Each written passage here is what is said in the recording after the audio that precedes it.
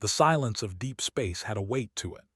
Colonel James Harper had learned that truth across 18 months of solo survey missions, and he felt it now as the Wayfarer threaded through the asteroid belt at .3 light speed. His hands rested steady on the manual controls, fingers responding to the ship's vibrations the way a pianist reads a familiar score. At 52, he trusted his instincts more than the navigation AI that blinked patient suggestions on the secondary screen.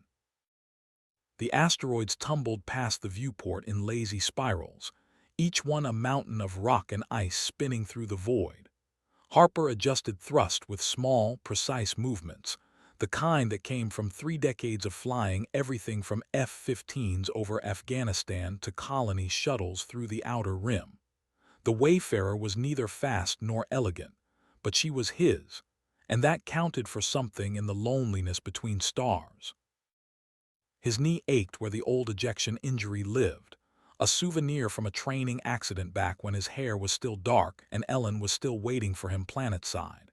He shifted in the pilot's seat, worn leather conforming to his frame after years of use. The reading glasses hung on a cord around his neck, bumping against his chest with each course correction. Getting old had its indignities, but Harper had made peace with most of them. The mission briefing sat pulled up on his tablet, though he had memorized it weeks ago. Eden 7, the file read. Moon-class terrestrial body, nitrogen-oxygen atmosphere, liquid water present, preliminary scans indicate Earth-comparable biosphere. Potential colony site, resource evaluation priority alpha. Harper had flown enough of these surveys to know what that meant. Some corporation or government agency wanted to know if they could make money here, if they could plant a flag and claim another piece of the galaxy for humanity's endless expansion. Ellen would have hated that part. She had been a botanist, the kind who spoke about plants like they were people, who could spend hours cataloging the subtle differences between subspecies of ferns. Their retirement dream had been simple enough: a plot of land on one of the garden worlds, somewhere they could grow things and watch sunsets that weren't filtered through industrial smog. She had made it to 63 before the cancer took her. Harper had made it 18 months past her funeral, before the silence of their empty house became louder than the silence of space. So here he was, charting rocks and taking readings for a paycheck that he didn't particularly need and a future he wasn't sure he wanted. But the work kept his hands busy and his mind focused, and some mornings that was enough. The nav computer chimed softly, Eden 7 coming into visual range. Harper leaned forward, old pilot's habit, as if those extra 6 inches would help him see better. The moon resolved against the black, a blue-green marble hanging in space with cloud bands streaming across its face. His breath caught despite himself. After a career of dead rocks and methane storms, worlds like this still hit him somewhere deep. Beautiful, he thought, and felt guilty for thinking it without Ellen there to share it. He brought the Wayfarer into a high orbit, running the standard survey protocols while his eyes tracked across the moon's surface. Continents and oceans, the right ratio of land to water, polar ice caps gleaming white, vegetation patterns that showed in green and amber swaths across the equatorial regions. The preliminary scans had been right. This place was alive in a way that made Earth's colonies look like pale imitations. Harper activated the surface scanner array, watching data stream across his screens. Atmospheric composition nominal, radiation levels minimal, gravity 0.92 Earth standard, temperature range suitable for human habitation. Every box checked green. Someone was going to make a fortune here, and it probably wouldn't be the people who actually needed a fresh start. He was about to begin the resource mapping when the debris field caught his eye. Small objects in low orbit tumbling slowly, not natural asteroids, too regular in shape, too consistent in density. Harper adjusted the scanner focus and felt his stomach tighten with old military instinct. Ship fragments, recent ones judging by the decay patterns. Someone else had been here, recently enough that their wreckage was still warm. Harper's hand moved to the comm panel, then stopped. Protocol said to report any sign of other vessels to the Survey Commission immediately. But Protocol also said to investigate thoroughly before filing reports, and Harper had learned over the years that thorough investigation often revealed things that made reports complicated. He studied the debris pattern, calculating trajectory vectors in his head. Whatever had broken up had come down hard and fast, probably within the last 72 hours. The impact site would be somewhere in the southern hemisphere if his math was right. Harper pulled up the geological surveys of that region. Dense jungle, river networks, no signs of previous human presence. A good place to crash if you had to crash somewhere. The smart play was to finish his survey, file the debris report, and let someone else worry about it. Harper had been making the smart play for most of his life.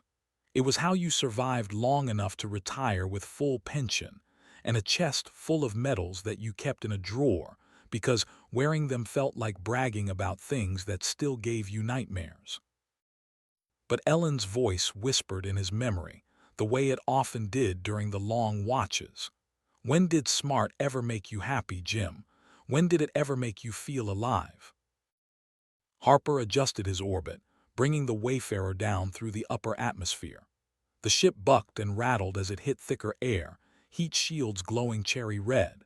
He had done atmospheric entries 1,000 times, but each one still required his full attention, hands and feet dancing across controls while his mind calculated angles and velocities. The autopilot could have managed it, probably smoother than his aging reflexes, but Harper had never trusted machines with the important things.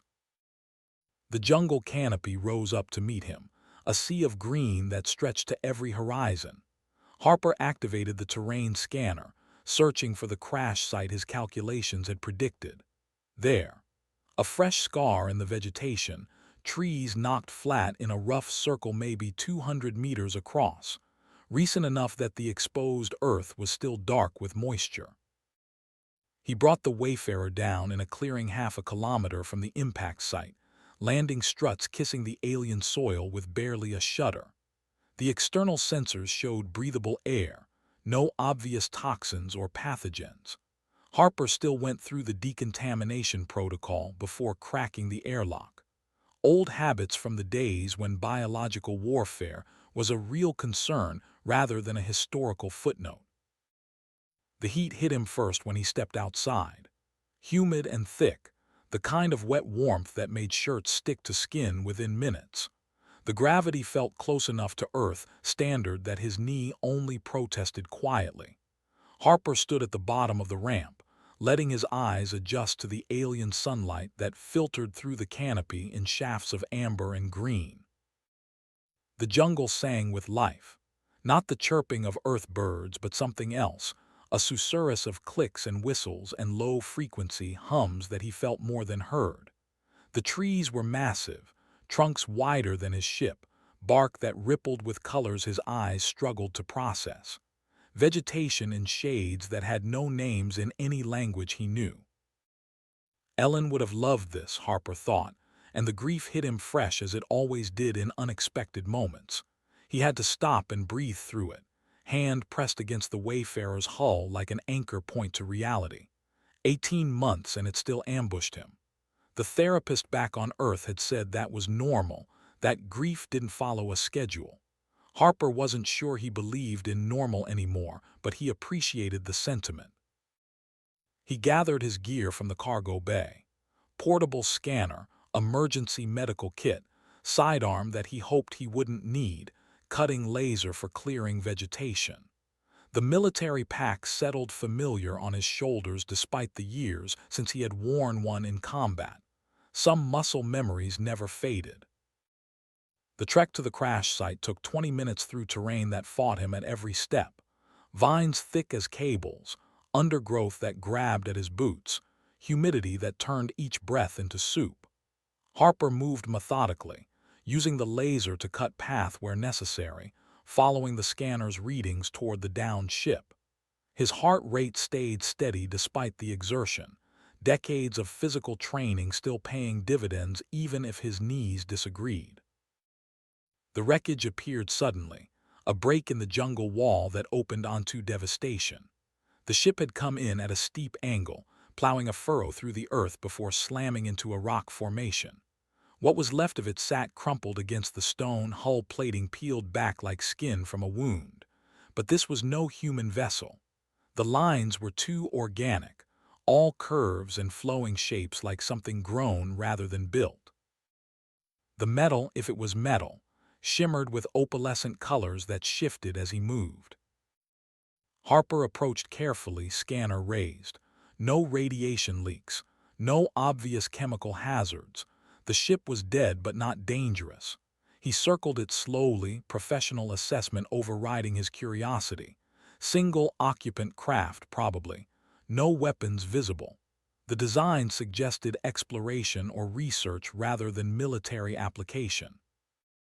And then he heard it, so faint he almost missed it beneath the jungle's song, a sound on a frequency that made his teeth ache and his skull vibrate.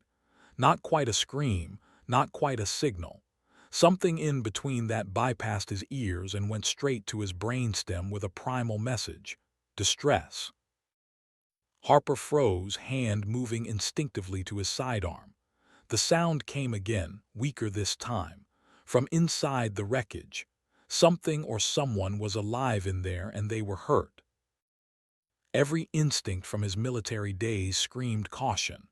Unknown vessel, unknown species, unknown intentions. This could be a trap, could be a threat, could be a dozen things that would get him killed if he wasn't careful. The smart play was to return to the Wayfarer, report the finding, wait for a proper first contact team with protocols and backup. But the sound came a third time, and Harper heard the desperation in it despite not understanding the language. He had heard enough dying men to recognize that particular frequency of fear and pain. And he had also learned, in 2 wars and a dozen peacekeeping missions, that the smart play and the right play weren't always the same thing. He secured his sidearm in its holster and pulled the cutting laser from his pack. The ship's hull was breached in several places, but the main entry point appeared to be a hatch that had buckled during impact. Harper applied the laser carefully, cutting through the damaged seal. The metal parted with a sound like tearing silk, revealing a dark interior that smelled of ozone and something sweet he couldn't identify. He activated his helmet light and stepped inside, moving slow and loud enough to announce his presence. The interior confirmed his guess about the ship's purpose. No weapons, no cargo space. Instead, banks of instruments he didn't recognize, storage units that might have held scientific samples, everything oriented around a single central chamber. The distress sound came from that chamber. Harper squeezed through a collapsed bulkhead and found her. She hung suspended in a nest of crystalline strands that had probably been some kind of safety restraint before the crash. A support beam had come down across her midsection, pinning her in place. In the beam of his helmet light, her skin gleamed pale blue with undertones of silver, like moonlight on water. Her frame was slight, maybe 5.5 feet tall if she could stand, build suggesting grace rather than strength. Long hair the color of starlight spilled around her face, and that face was humanoid enough that Harper's brain stuttered trying to process the alienness and the familiarity at once. Her eyes opened as his light found her. Large, too large for a human face, the color of amber with vertical pupils that contracted in the sudden brightness. They fixed on him with an intelligence that was unmistakable, and in that moment Harper saw something he recognized across every possible difference of biology and origin. She was terrified, and she was dying. Harper holstered his sidearm in a deliberate motion, hands raised to show they were empty. He moved slowly into her field of vision, letting her see him clearly in the helmet light. Human, male, old enough to have gray in his stubble, non-threatening by intention if not by capability. Her lips moved, forming sounds that his ears couldn't parse. No translator device, or if she had one, it was damaged. But her free hand, the one not trapped by the beam, lifted slightly and pointed to a panel on the far wall. The gesture was clear enough. "Help, please." Harper crossed to the panel, examining it carefully. Some kind of control system, though the symbols meant nothing to him. He looked back at her, questioning, and she made a twisting motion with her free hand. He tried several of the controls at random until one caused the crystalline restraints to retract, lowering her gently until she hung supported only by the beam across her middle. That was when Harper saw the extent of her injuries. The beam hadn't just pinned her. It had crushed her lower torso, and the dark fluid leaking around it was clearly blood, alien blood that shimmered like oil on water. She was conscious, coherent enough to guide him, but her time was measured in minutes unless he acted. He moved to her side, assessing with the same clinical detachment he had used on battlefield casualties. The beam was too heavy to lift alone, and moving it wrong could cause more damage. He needed leverage, needed to distribute the weight. Harper pulled tools from his pack, working quickly but precisely. He cut struts from the damaged hull, wedged them as fulcrums, used his cutting laser to weaken the beam's structure in carefully calculated points. She watched him work, those amber eyes tracking his movements with an intensity that felt like judgment and hope mixed together. He wondered what she saw. An alien who had stumbled into her disaster, a potential rescuer or a threat. He wondered if she had family somewhere among the stars, people who were already mourning her loss or would be soon. The beam shifted with a groan of tortured metal. Harper threw his weight against his makeshift lever, muscles straining. 52 wasn't young anymore, and his back protested the abuse. But the beam lifted, centimeter by centimeter, until there was enough clearance. He moved fast, pulling her free and clear before his strength gave out and the beam crashed back down. He laid her on a relatively flat section of deck, hands moving to assess injuries with 30 years of field medicine experience. The crushing damage was severe, internal bleeding almost certainly. Human first aid wouldn't be enough, probably wouldn't even help. But he pulled the medical kit anyway because doing nothing wasn't in his vocabulary.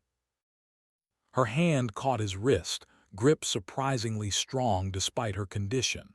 She pulled his hand away from the medical kit and placed it instead on a device attached to her belt. Harper examined it, a compact unit covered in the same alien symbols. She made a pressing motion, insistent. He pressed what looked like an activation switch. The device hummed to life, projecting a holographic display into the air between them. Images flickered past, cycling too fast for him to follow until she made a gesture that slowed them. Medical equipment, a chamber of some kind, instructions that were gibberish to his eyes but clearly meant something specific. She was telling him how to save her, or trying to. The problem was the equipment she needed was somewhere in her wrecked ship, if it had survived at all. Harper looked at the hologram, then at her, understanding the impossible request. Find her medical bay, figure out alien technology with no manual or training, jury-rig it to work with damaged power systems, all while she bled out in his arms. The smart play was obvious. Tell her he was sorry, stay with her until the end, make sure she didn't die alone. Harper had done that too many times in too many wars. He knew the script. But her eyes held his, and there was something in them that reminded him of Ellen in those last weeks. Not fear of death, but rage at all the things left unfinished. Ellen had died with her botanical surveys incomplete, species catalogs that would never be finished, knowledge that died with her. This alien woman, this stranger from another world, had that same look of desperate, unfulfilled purpose. Harper made his decision in the space of a heartbeat. He activated his comm unit, linking it to his ship's more powerful transmitter. He pulled up the holographic instructions on his own display and began a systematic search of the wreckage, mapping out where the medical bay should be relative to the impact damage. It took him 40 minutes to locate the chamber, another 20 to extract it from the collapsed section where it had come to rest. The unit was surprisingly intact, a crystalline pod about the size of a coffin with internal systems that still showed faint power readings. Harper rigged a portable generator from his ship's backup systems, running cables through the wreckage until he had the medical pod operational. She had lost consciousness by the time he got back to her. Her breathing was shallow, irregular, the shimmer of her blood spreading in a pool beneath her. Harper lifted her carefully, surprised by how light she was, her bones seeming hollow like a bird's. He placed her in the medical pod, following the holographic instructions as best he could interpret them. The pod sealed around her, interior flooding with a luminous fluid that covered her completely. Harper watched through the transparent surface as devices he didn't understand went to work, her body obscured by light and motion. The hologram shifted to new displays, what looked like vital signs in alien measurements. He had no way to know if they were improving or failing, no baseline to judge success or failure. So he sat beside the pod and waited, because that was all he could do. The jungle's song filtered through the broken hull as the alien sun tracked across the sky. Harper pulled out his canteen and took a long drink, then ate a ration bar without tasting it. He studied the interior of the ship more carefully now that immediate crisis had passed. The instruments were clearly scientific in nature. Sample containers, analysis equipment, everything suggesting a research mission rather than exploration or military operation. On a workstation near the pod, he found what looked like data storage units. Harper hesitated, then carefully extracted one and interfaced it with his own systems. His translation software was designed for human languages, but the underlying mathematics of data structure was supposedly universal. It took several tries before he got anything coherent, and even then the translation was fragmentary and rough. Botanical survey, species catalog, genetic archive, seed preservation protocol. Harper sat back, processing that. This alien woman was a scientist. More than that, she was a botanist of some kind, working on the same type of research that had consumed Ellen's life.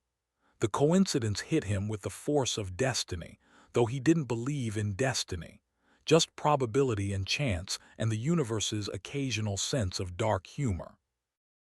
He dug deeper into the data files, his translation software slowly making sense of the alien notation. What he found made his chest tight with something that might have been wonder or might have been grief.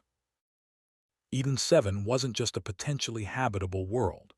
It was something called a seed world, part of a vast network of genetic repositories spread across the galaxy.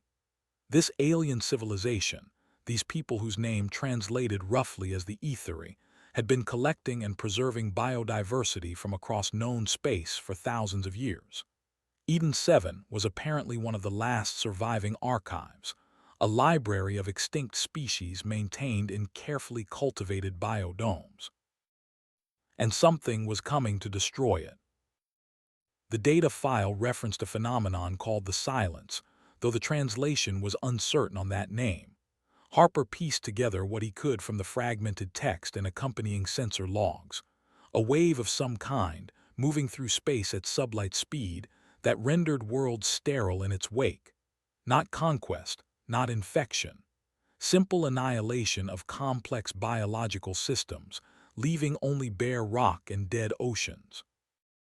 According to the data, the silence would reach Eden 7 in 72 hours. This woman, this alien botanist, had been racing to complete her survey before that deadline, to catalog and preserve what she could of this seed world's biological library before it was lost forever. And now she was here, dying in a crashed ship, mission unfinished. Harper looked at her floating in the medical pod, features peaceful in unconsciousness.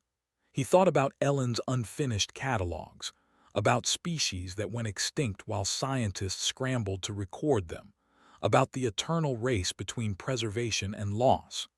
He thought about the fact that he had come to Eden 7 to measure its value in mineral rights and mining potential, while this woman had come to save it from oblivion.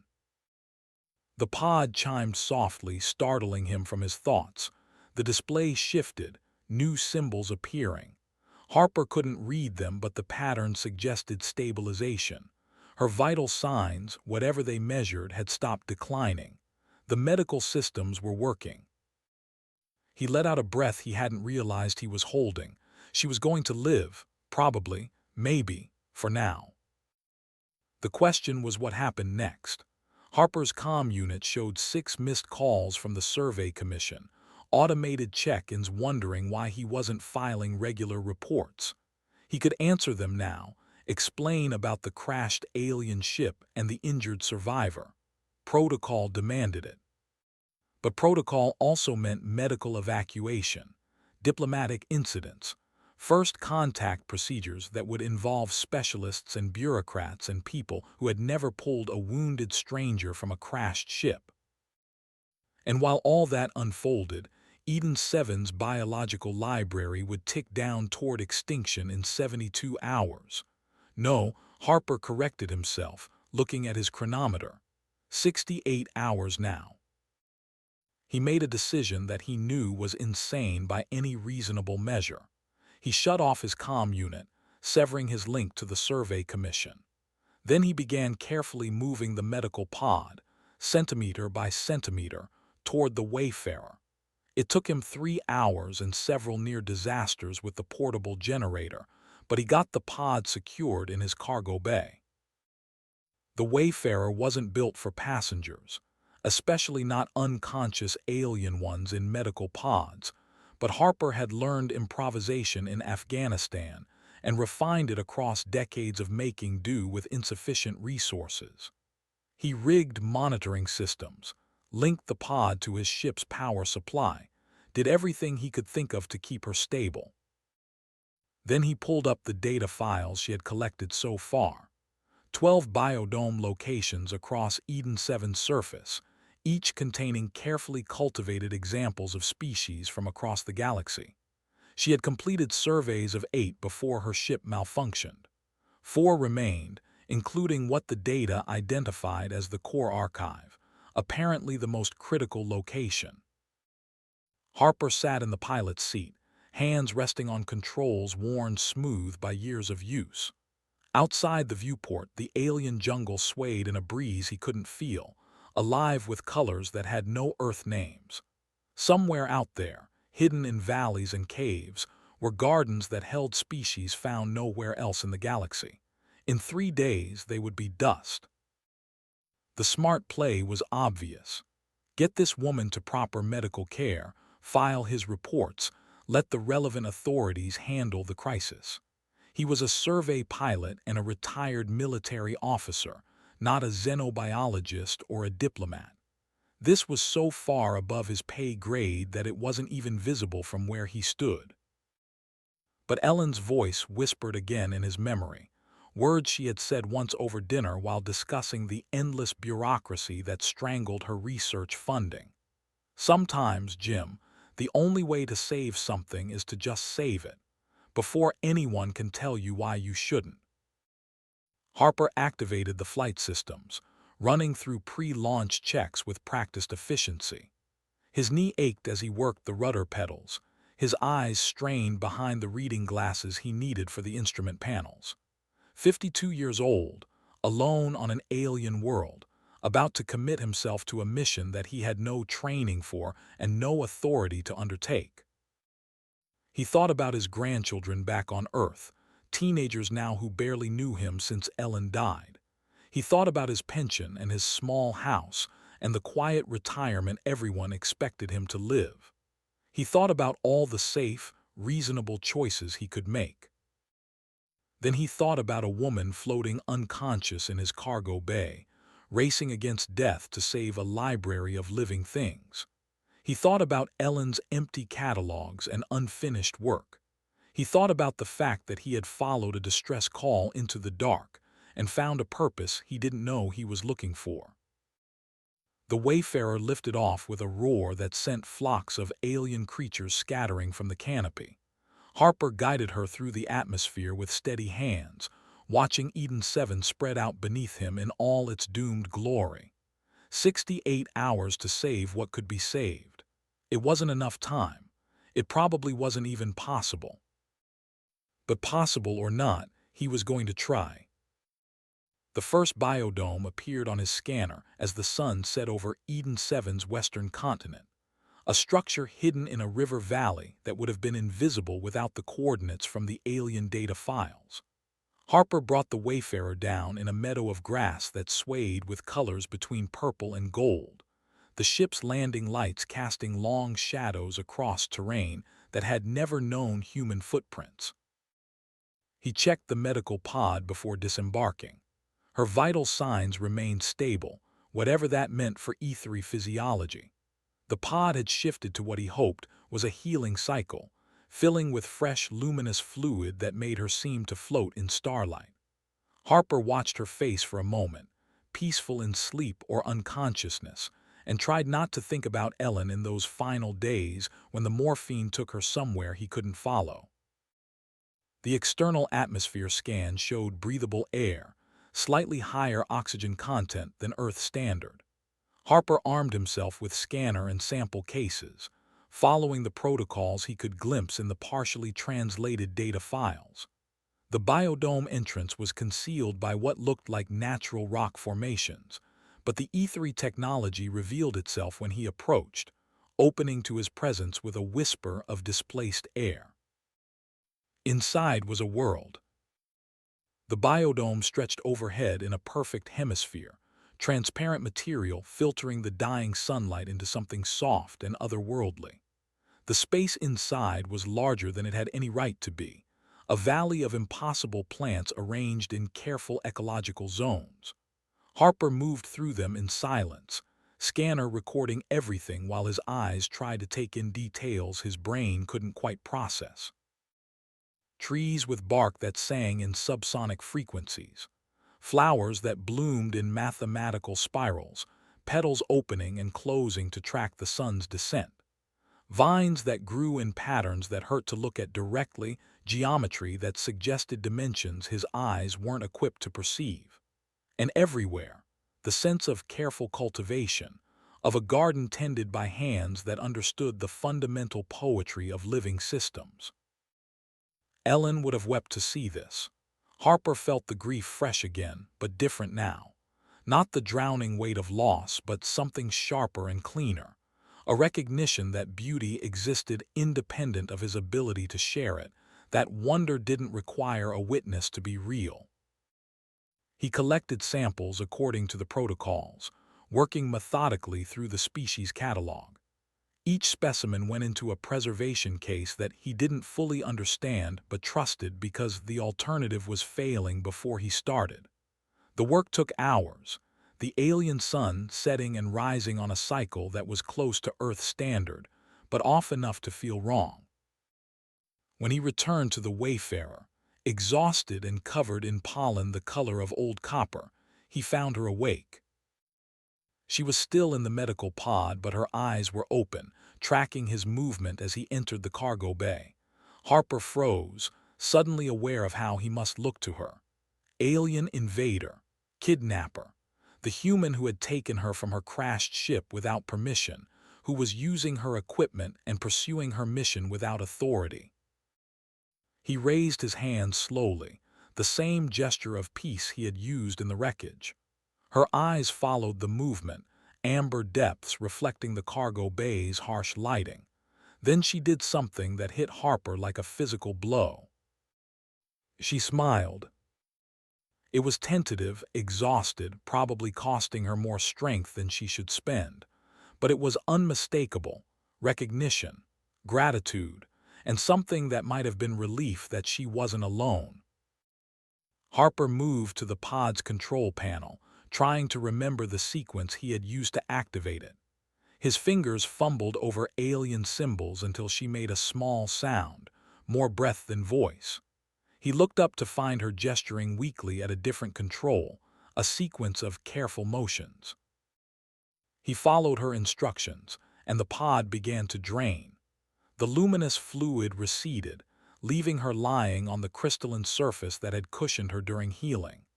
Harper could see the repairs the medical systems had made, new tissue that gleamed slightly different from her natural coloring, still fresh and vulnerable.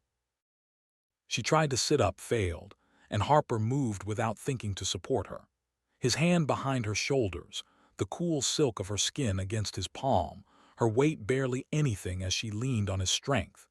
This close, he could see details the distance had hidden. The faint patterns in her skin like watermarks, the way her hair caught light and bent it into colors that didn't quite exist, the intelligence in her eyes that saw him clearly despite every difference between them. She spoke, words in a language that sounded like water running over stones. Harper shook his head, helpless. No translator, no common ground, just two beings from different worlds trying to understand each other through gesture and intention. She seemed to consider for a moment, then lifted her hand to a device behind her ear that he hadn't noticed before, too small to be the translator unit from her ship.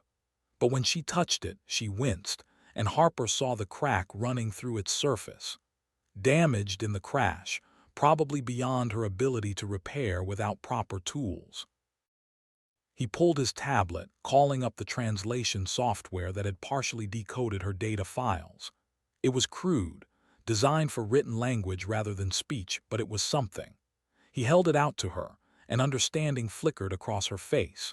She touched the screen, navigating through menus with surprising facility despite their alien origin.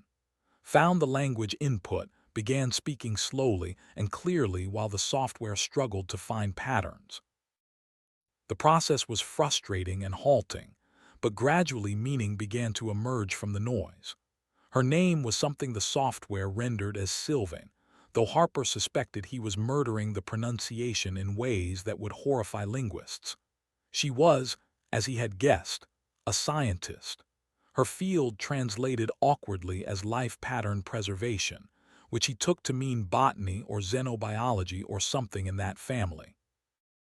She had been surveying Eden 7's biodomes for the E3 Life Archive when her ship suffered a cascading failure. Critical systems went down simultaneously, too coordinated to be accidental. She suspected sabotage but had no proof, no chance to investigate before the crash. Her last conscious act before impact was sending a distress signal that she knew would never reach help in time. And then Harper had appeared, followed her screams through the jungle, pulled her from wreckage, saved her life with technology he didn't understand and skills he had learned in wars she had never heard of. Why, she asked through the tortured translation, why help me? Harper considered his answer carefully, aware that this might be the most important thing he ever said. He thought about Ellen and unfinished catalogs. He thought about the gardens dying in 60 hours. He thought about the fact that he had spent 18 months running from silence and had found purpose in a scream. I heard someone in trouble, he said finally, couldn't walk away. Then, because honesty seemed important here, my wife was a scientist like you, plants. She died before finishing her work. I know what that costs. Sylvain's expression shifted, something that transcended translation software and language barriers. She reached out with one pale blue hand and rested it over his heart, feeling the steady beat beneath his sternum.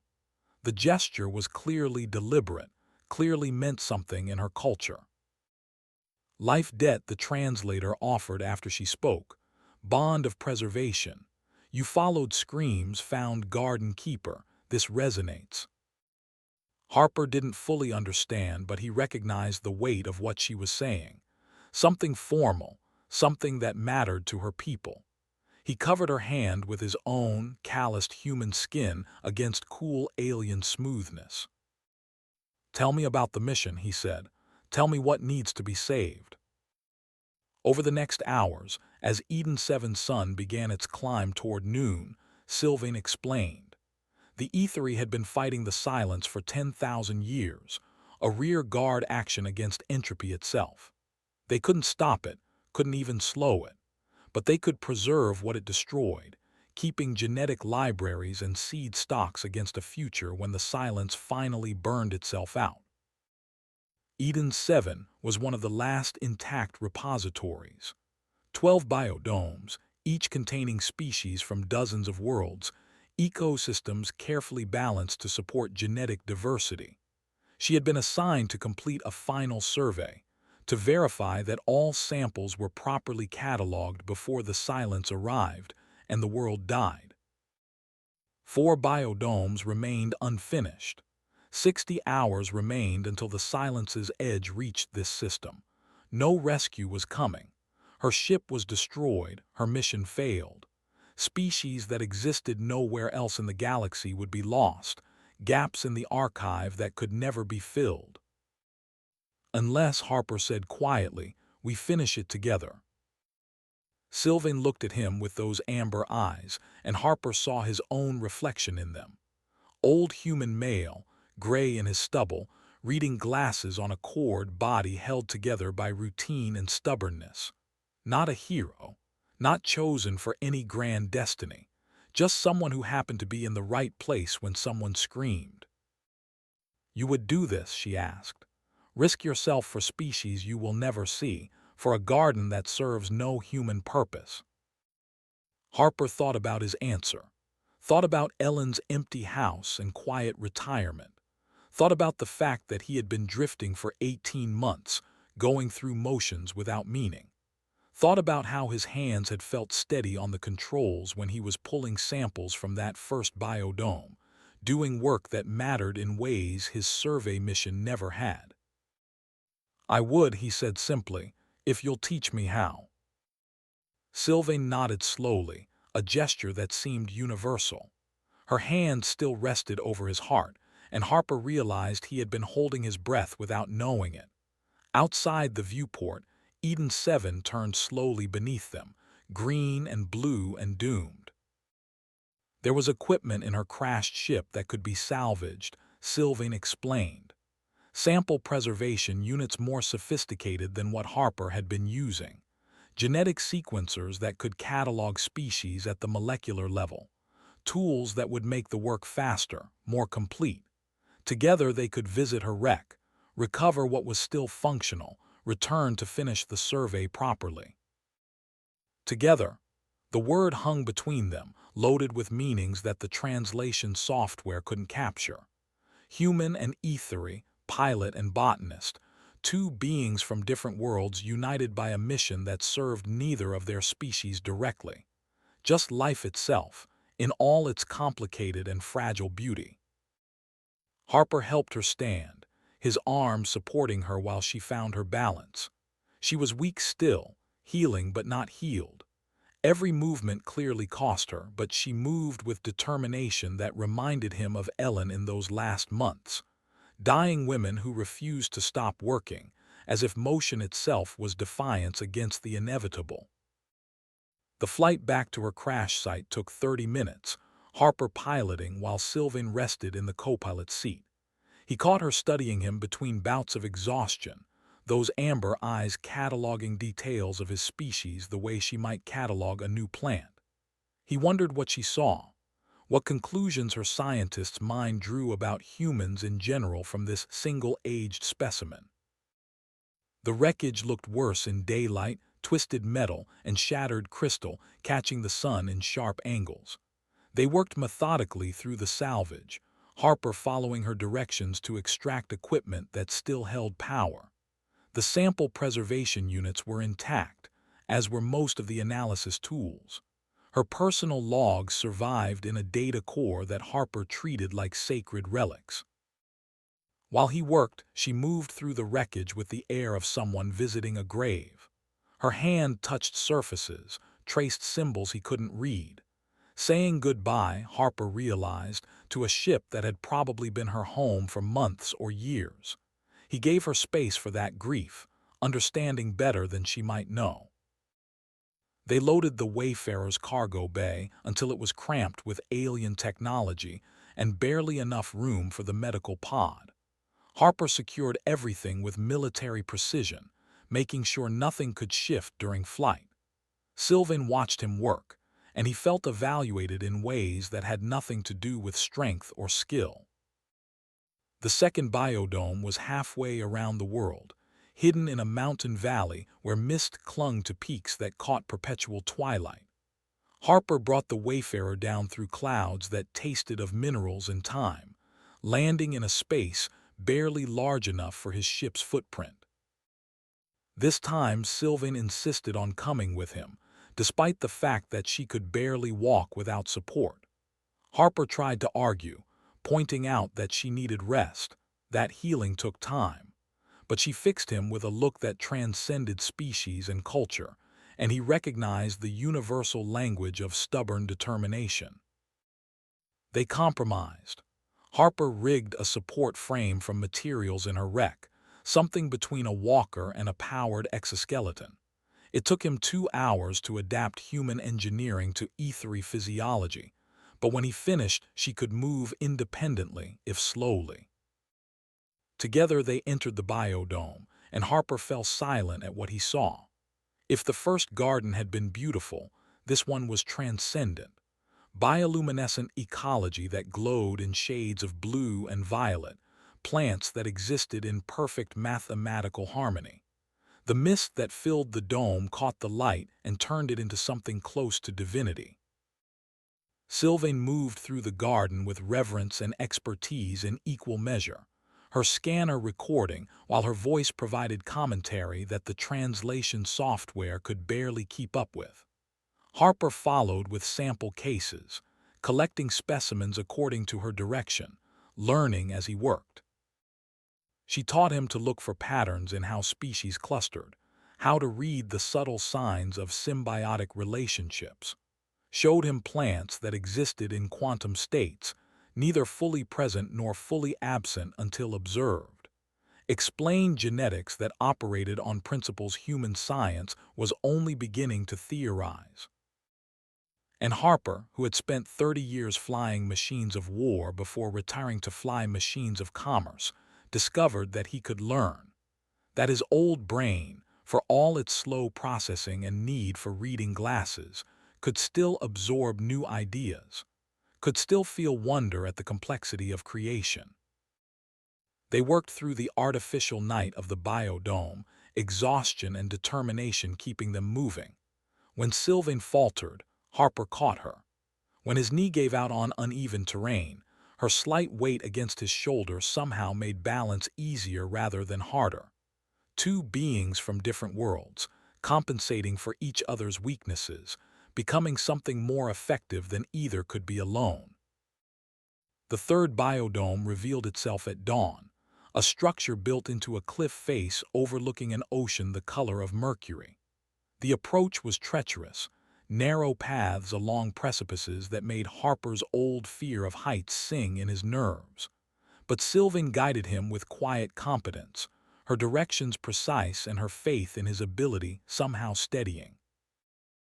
Inside they found an aquatic garden, pools and streams holding species that swam in dimensions Harper's eyes couldn't quite track. He waded waist-deep in water that felt like silk, collecting samples from plants that grew in geometries that suggested realities beyond his comprehension. Sylvain directed from the shore, her voice taking on a quality that might have been joy despite the translation software's flatness. They were running out of time. 48 hours until the silence arrived and the core archive still waited. The most critical location, Sylvain explained, containing the seed vault that held genetic material from thousands of extinct species. If they saved nothing else, the core archive had to be preserved. But Harper's body was beginning to fail him in ways that stubbornness couldn't overcome. His knee swollen, his back a constant ache, exhaustion making his hands shake during sample collection. He was 52 years old, not a young soldier anymore. The mission was grinding him down toward breakdown. Sylvain noticed, of course. Her scientist's eye missed nothing. She insisted they return to the Wayfarer, insisted he rest while she reviewed the samples they had collected. Harper tried to argue, but she stopped him with a hand on his chest, right over his heart where she had touched before. "You followed screams," she said through the translator, "saved Garden Keeper, honored life debt beyond measure. But life debt means I preserve your life too. Rest now. Garden can wait hours more." Harper wanted to protest that hours were precious, that they couldn't afford delay. But his body betrayed him with a yawn he couldn't suppress, and Sylvain's expression softened into something that might have been compassion, or might have been the xenobiologist's equivalent of telling a stubborn patient to shut up and sleep. He collapsed into his bunk, still wearing clothes stiff with alien pollen and mineralized water, meant to sleep for an hour, maybe two.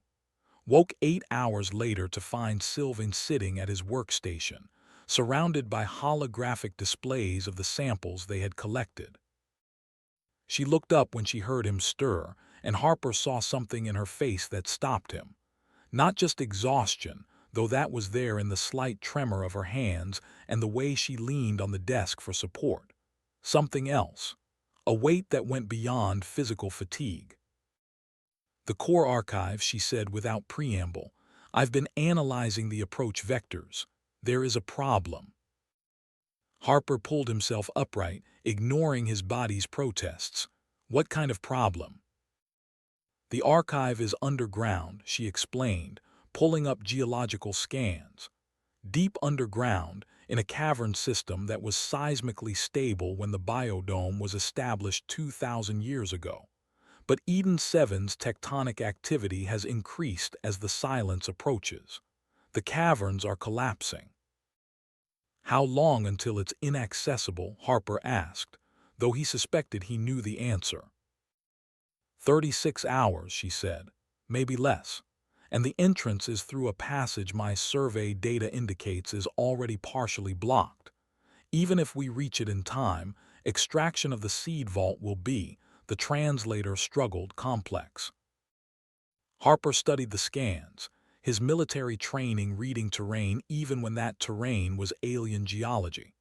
The passage was narrow, unstable, with multiple collapse points. Getting to the archive would require technical climbing through spaces barely large enough for a human body. And the seed vault itself, according to the scans, massed several hundred kilograms. One person couldn't do it, but two people, working together, compensating for each other's limitations. That might be possible, if they were willing to risk everything on a single desperate push. Harper looked at Sylvaine, really looked at her for maybe the first time since pulling her from the wreck. Alien, yes. Different in every biological particular. But underneath the strangeness, he recognized something fundamental. Another being who had devoted their life to preserving things that mattered, who would risk everything to save a library of living knowledge. She reminded him of Ellen in ways that had nothing to do with appearance and everything to do with purpose. "We go together," Harper said, not a question, a statement of fact. Sylvain nodded, amber eyes holding his. Together, she agreed, to the last garden. Outside the viewport, Eden 7 turned slowly beneath them, green and alive, and counting down its final hours. Harper felt the weight of what they were about to attempt, felt his age and his injuries and his complete lack of preparation for any of this. But he also felt something he hadn't experienced in 18 months, purpose, direction, the sense that his hands were doing work that mattered in ways that would echo beyond his lifetime. He reached out, and Sylvain took his hand, cool alien skin against weathered human calluses. Two beings from different worlds, about to descend into the dark in pursuit of seeds that would outlive them both. It was insane by any reasonable measure. It was also exactly where Harper needed to be. The Wayfarer's engines hummed to life, carrying them toward the core archive and whatever waited in the collapsing deep. Harper's hands were steady on the controls, steadier than they had been in months. Behind him, Sylvaine prepared equipment with the methodical care of a scientist who knew this might be her last field mission. Neither of them spoke about the odds. Neither of them mentioned the very real possibility that they were flying toward their deaths in service of plants that would never know they had been saved. Some things didn't need to be said aloud. Some commitments were made in silence and honored in action. The Core Archive's location marker appeared on Harper's navigation display, a blinking icon over a mountain range that looked like teeth biting at the sky. 36 hours until the caverns collapsed. 40 hours until the silence arrived. Everything depending on two exhausted beings who had met through accident and disaster, now bound by shared purpose toward an ending neither could predict. Harper adjusted their approach vector, compensating for wind shear that made the ship buck and dance. Beside him, Sylvain gripped the co-pilot's armrest, her knuckles whatever color ethery blood pooled beneath stress. But her voice was steady when she spoke, directing him toward a landing site barely large enough for the wayfarer's footprint. This is it, Harper thought, bringing the ship down between peaks that scraped their hull with grinding protests. The last garden, the final stand against entropy and silence and the endless hunger of the void. He cut the engines, and the sudden quiet felt like a held breath. Through the viewport, the mountain waited, stone and shadow hiding secrets that might die with them if they failed. Harper checked his gear one last time, hands moving through familiar rituals that steadied his nerves. Sylvain stood, the support frame helping her balance. She looked at Harper, and in her alien eyes he saw his own reflection.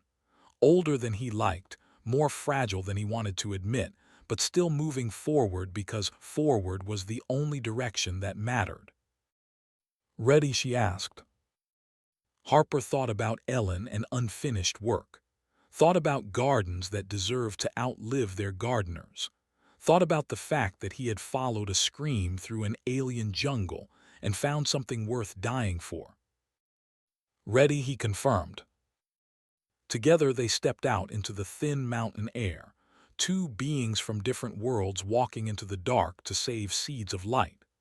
The Core Archive waited below, and time was running out, and nothing about this made sense by any conventional measure. But sense, Harper had learned, was overrated. Sometimes you just followed the screams and saw where they led. Sometimes that was enough. The entrance to the Core Archive was a crack in the mountain face, barely wide enough for Harper's shoulders.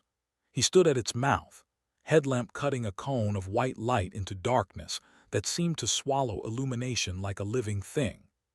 The geological scanner in his hand painted the cavern system in wireframe green, a three-dimensional maze of passages that descended into the planet's crust like veins carrying secrets instead of blood. 36 hours until collapse, Sylvain had said. Harper checked his chronometer. 34 now. Time bleeding away while they stood on this windswept ledge, the mountain's breath cold against his face despite the thermal suit. Sylvain moved up beside him, her support frame clicking softly with each step. She studied the entrance with the detached assessment of someone calculating odds and not liking the result.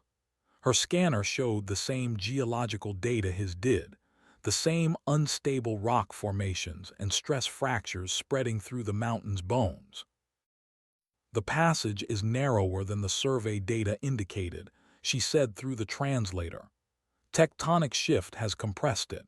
We will have to proceed single file." Harper nodded, already running tactical assessments in his head. Single file meant they couldn't help each other in tight spaces. Meant if someone got stuck or injured, extraction would be nearly impossible. Meant every meter of descent multiplied the risk exponentially. "I should go first," he said. "I'm heavier. If the passage can hold me, it can hold you." Sylvain turned those amber eyes on him, and Harper saw calculation give way to something that might have been concern. "Your knee," she said simply.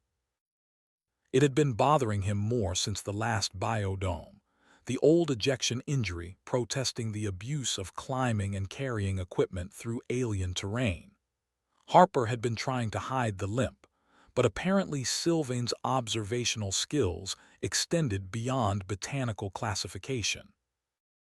"It'll hold," Harper said, more confidently than he felt. "Done harder climbs on worse joints." That was technically true. Afghanistan had required him to do things that would make his current orthopedic surgeon weep. But Afghanistan had been 30 years ago, and Harper's body remembered every year of those 3 decades in ways that made morning movements an act of negotiation with pain. Sylvain seemed to read his thoughts in his expression. She reached out, her cool hand resting briefly on his arm, a gesture that was becoming familiar, that carried weight beyond the physical contact. In ethery culture, touch was clearly meaningful in ways human casual contact wasn't. "We proceed carefully," she said.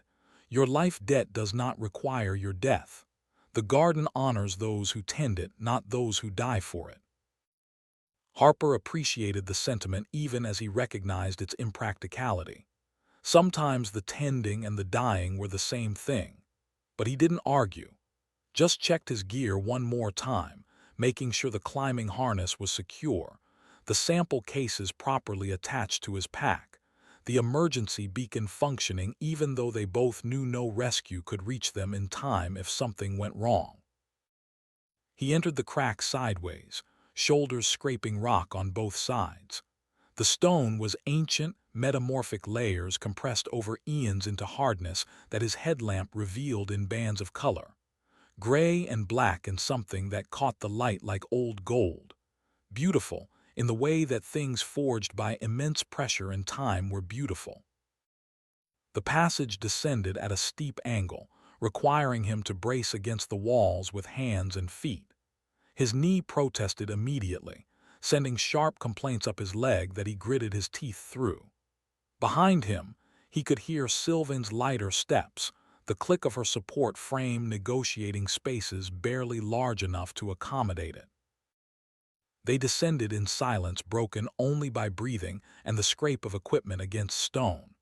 Harper's world narrowed to the cone of his headlamp, to the next handhold, to the careful placement of weight that wouldn't trigger the knee's betrayal. 52 years old, he thought with dark humor, spelunking through an alien mountain to save seeds from extinction. Ellen would have laughed at the absurdity before insisting on coming along. The passage opened after 20 meters into a larger chamber, and Harper felt his chest ease with the return of space. His headlamp swept across walls that glittered with embedded crystals, catching light and throwing it back in fragmentary rainbows. The geological beauty was marred by fresh cracks radiating from a central fault line, testament to the tectonic instability Sylvain had warned about. She emerged from the passage behind him, and he saw her notice the cracks immediately. Her scanner came up, painting the chamber in diagnostic light. The readings made her expression tighten in ways that transcended species. "This chamber was stable in the original survey," she said. "The degradation is accelerating faster than predicted." "How long until it comes down?" Harper asked, though he wasn't sure he wanted the answer. Sylvain studied her scanner in silence that stretched uncomfortably. "Hours," she said finally.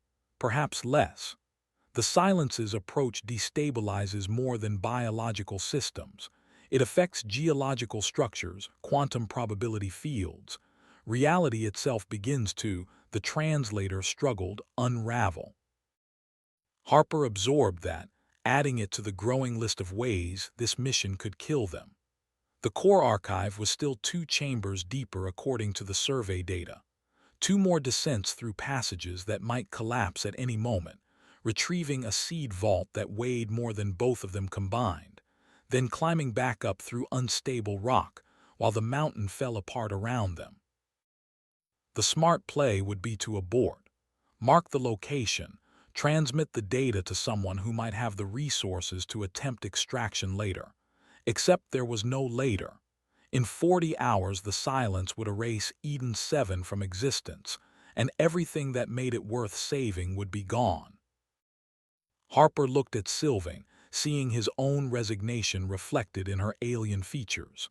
They had come too far to turn back now, not because of stubbornness, though that played its part, but because some things were worth dying for, and a library of extinct species was apparently on that list for both of them. "We keep moving," he said, carefully.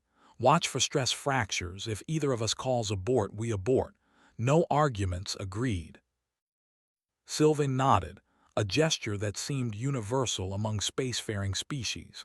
"Agreed," she said, "though I suspect neither of us will call that abort." She was right, and they both knew it. Harper led the way to the next passage, a vertical shaft that required actual climbing rather than just scrambling. He set anchors in the rock with practiced efficiency, skills learned in mountain warfare training that he had never expected to use on an alien world. The rope fed through his belay device with familiar friction, and he descended into darkness that his headlamp could only partially dispel. The shaft was narrow, walls pressing close enough that Harper could brace his back against one side and his feet against the other. Chimney climbing, the technique was called, and it was murder on aging backs and questionable knees. He descended in controlled movements, trying not to think about the return climb that would be exponentially harder. Sylvain followed with surprising grace despite her support frame. Harper watched her technique with professional appreciation.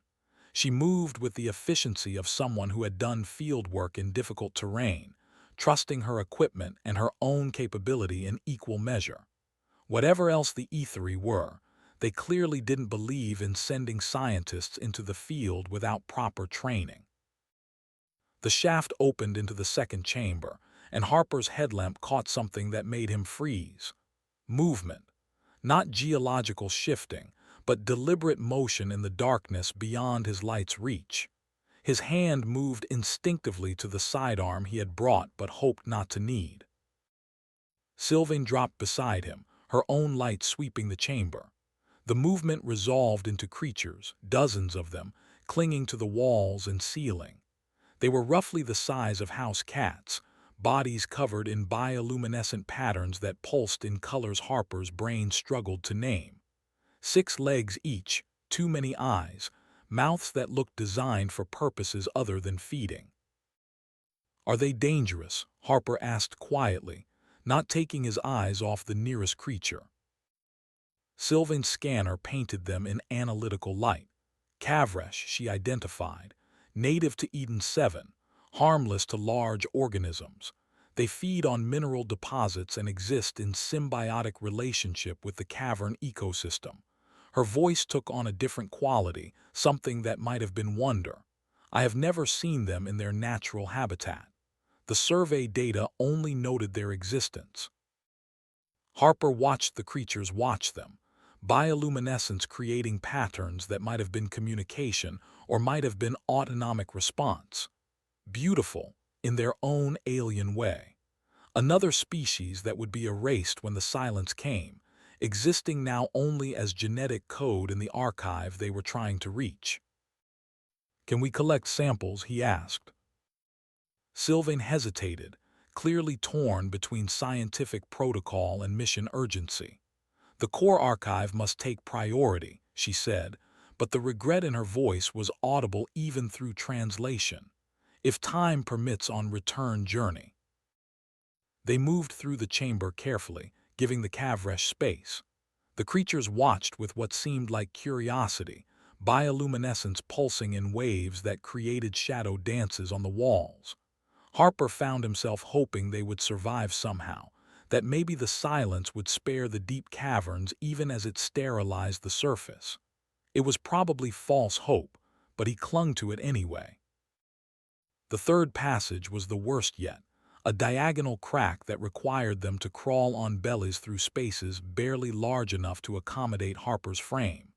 His pack scraped ceiling, his elbows found every sharp edge, and his knee screamed protests that he ignored through force of will.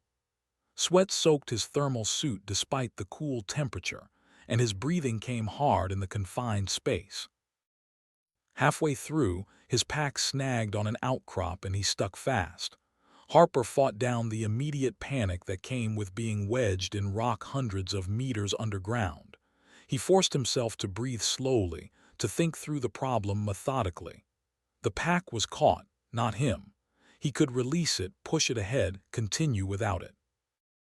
Sylvain's voice came from behind him, calm and steady. "Do not move. I will assist." She squeezed forward in the narrow space, her smaller frame allowing flexibility his didn't. Her hands found the snag point, worked the pack free with careful manipulation. Harper felt the release of pressure, the return of movement. He pulled himself forward and the pack came with him, Sylvain guiding it past the obstruction. "Thank you," Harper said when they emerged into the next chamber. "Partnership," Sylvain replied simply. "We compensate for each other's limitations. This is how gardens are tended." The chamber they entered was different from the others. The walls were smooth, too smooth to be natural erosion, and set into one wall was something that clearly wasn't geology. A door, if doors could be made of material that looked like crystallized light, covered in symbols that Harper's eyes couldn't quite focus on directly. "The core archive entrance," Sylvain confirmed, her voice carrying reverence. 2,000 years sealed, waiting for those who would remember its purpose. She approached the door, pulling a device from her pack that Harper hadn't seen before. It looked organic, grown rather than manufactured, and when she activated it, the device pulsed with light that matched the door's frequency. The symbols on the door responded, flowing like liquid, rearranging themselves into new patterns. "Ethery security protocol," Sylvain explained. "Only those trained in the Life Archive Service can open these seals. It ensures the gardens are tended by those who understand their value." The door, if it was a door, didn't swing or slide. It simply stopped being there, material transitioning from solid to not solid in a way that made Harper's head hurt to watch. Beyond was darkness that their headlamps couldn't fully penetrate, and a smell like ozone mixed with something sweet and green. They entered together, side by side when the space allowed. Harper's headlamp swept across wonders that made the other biodomes seem mundane by comparison. The core archive was a cathedral of preservation, walls lined with storage units that stretched up into darkness beyond their light's reach. Each unit glowed faintly from within, holding genetic material in stasis that would last millennia. "Thousands of species," Sylvain whispered, her voice awed, "from across the galaxy, some extinct for millions of years in their original habitats, all preserved here, waiting for worlds that might one day host them again."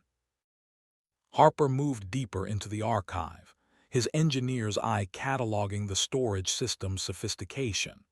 The units were self-powered, drawing energy from Eden 7's magnetic field through systems he could barely comprehend.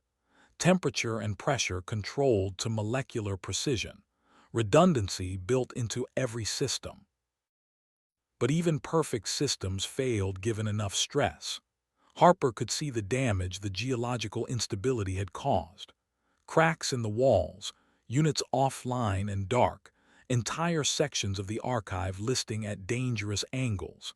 The mountain was tearing itself apart, and this repository of life was being pulled down with it. "We need to prioritize," Harper said.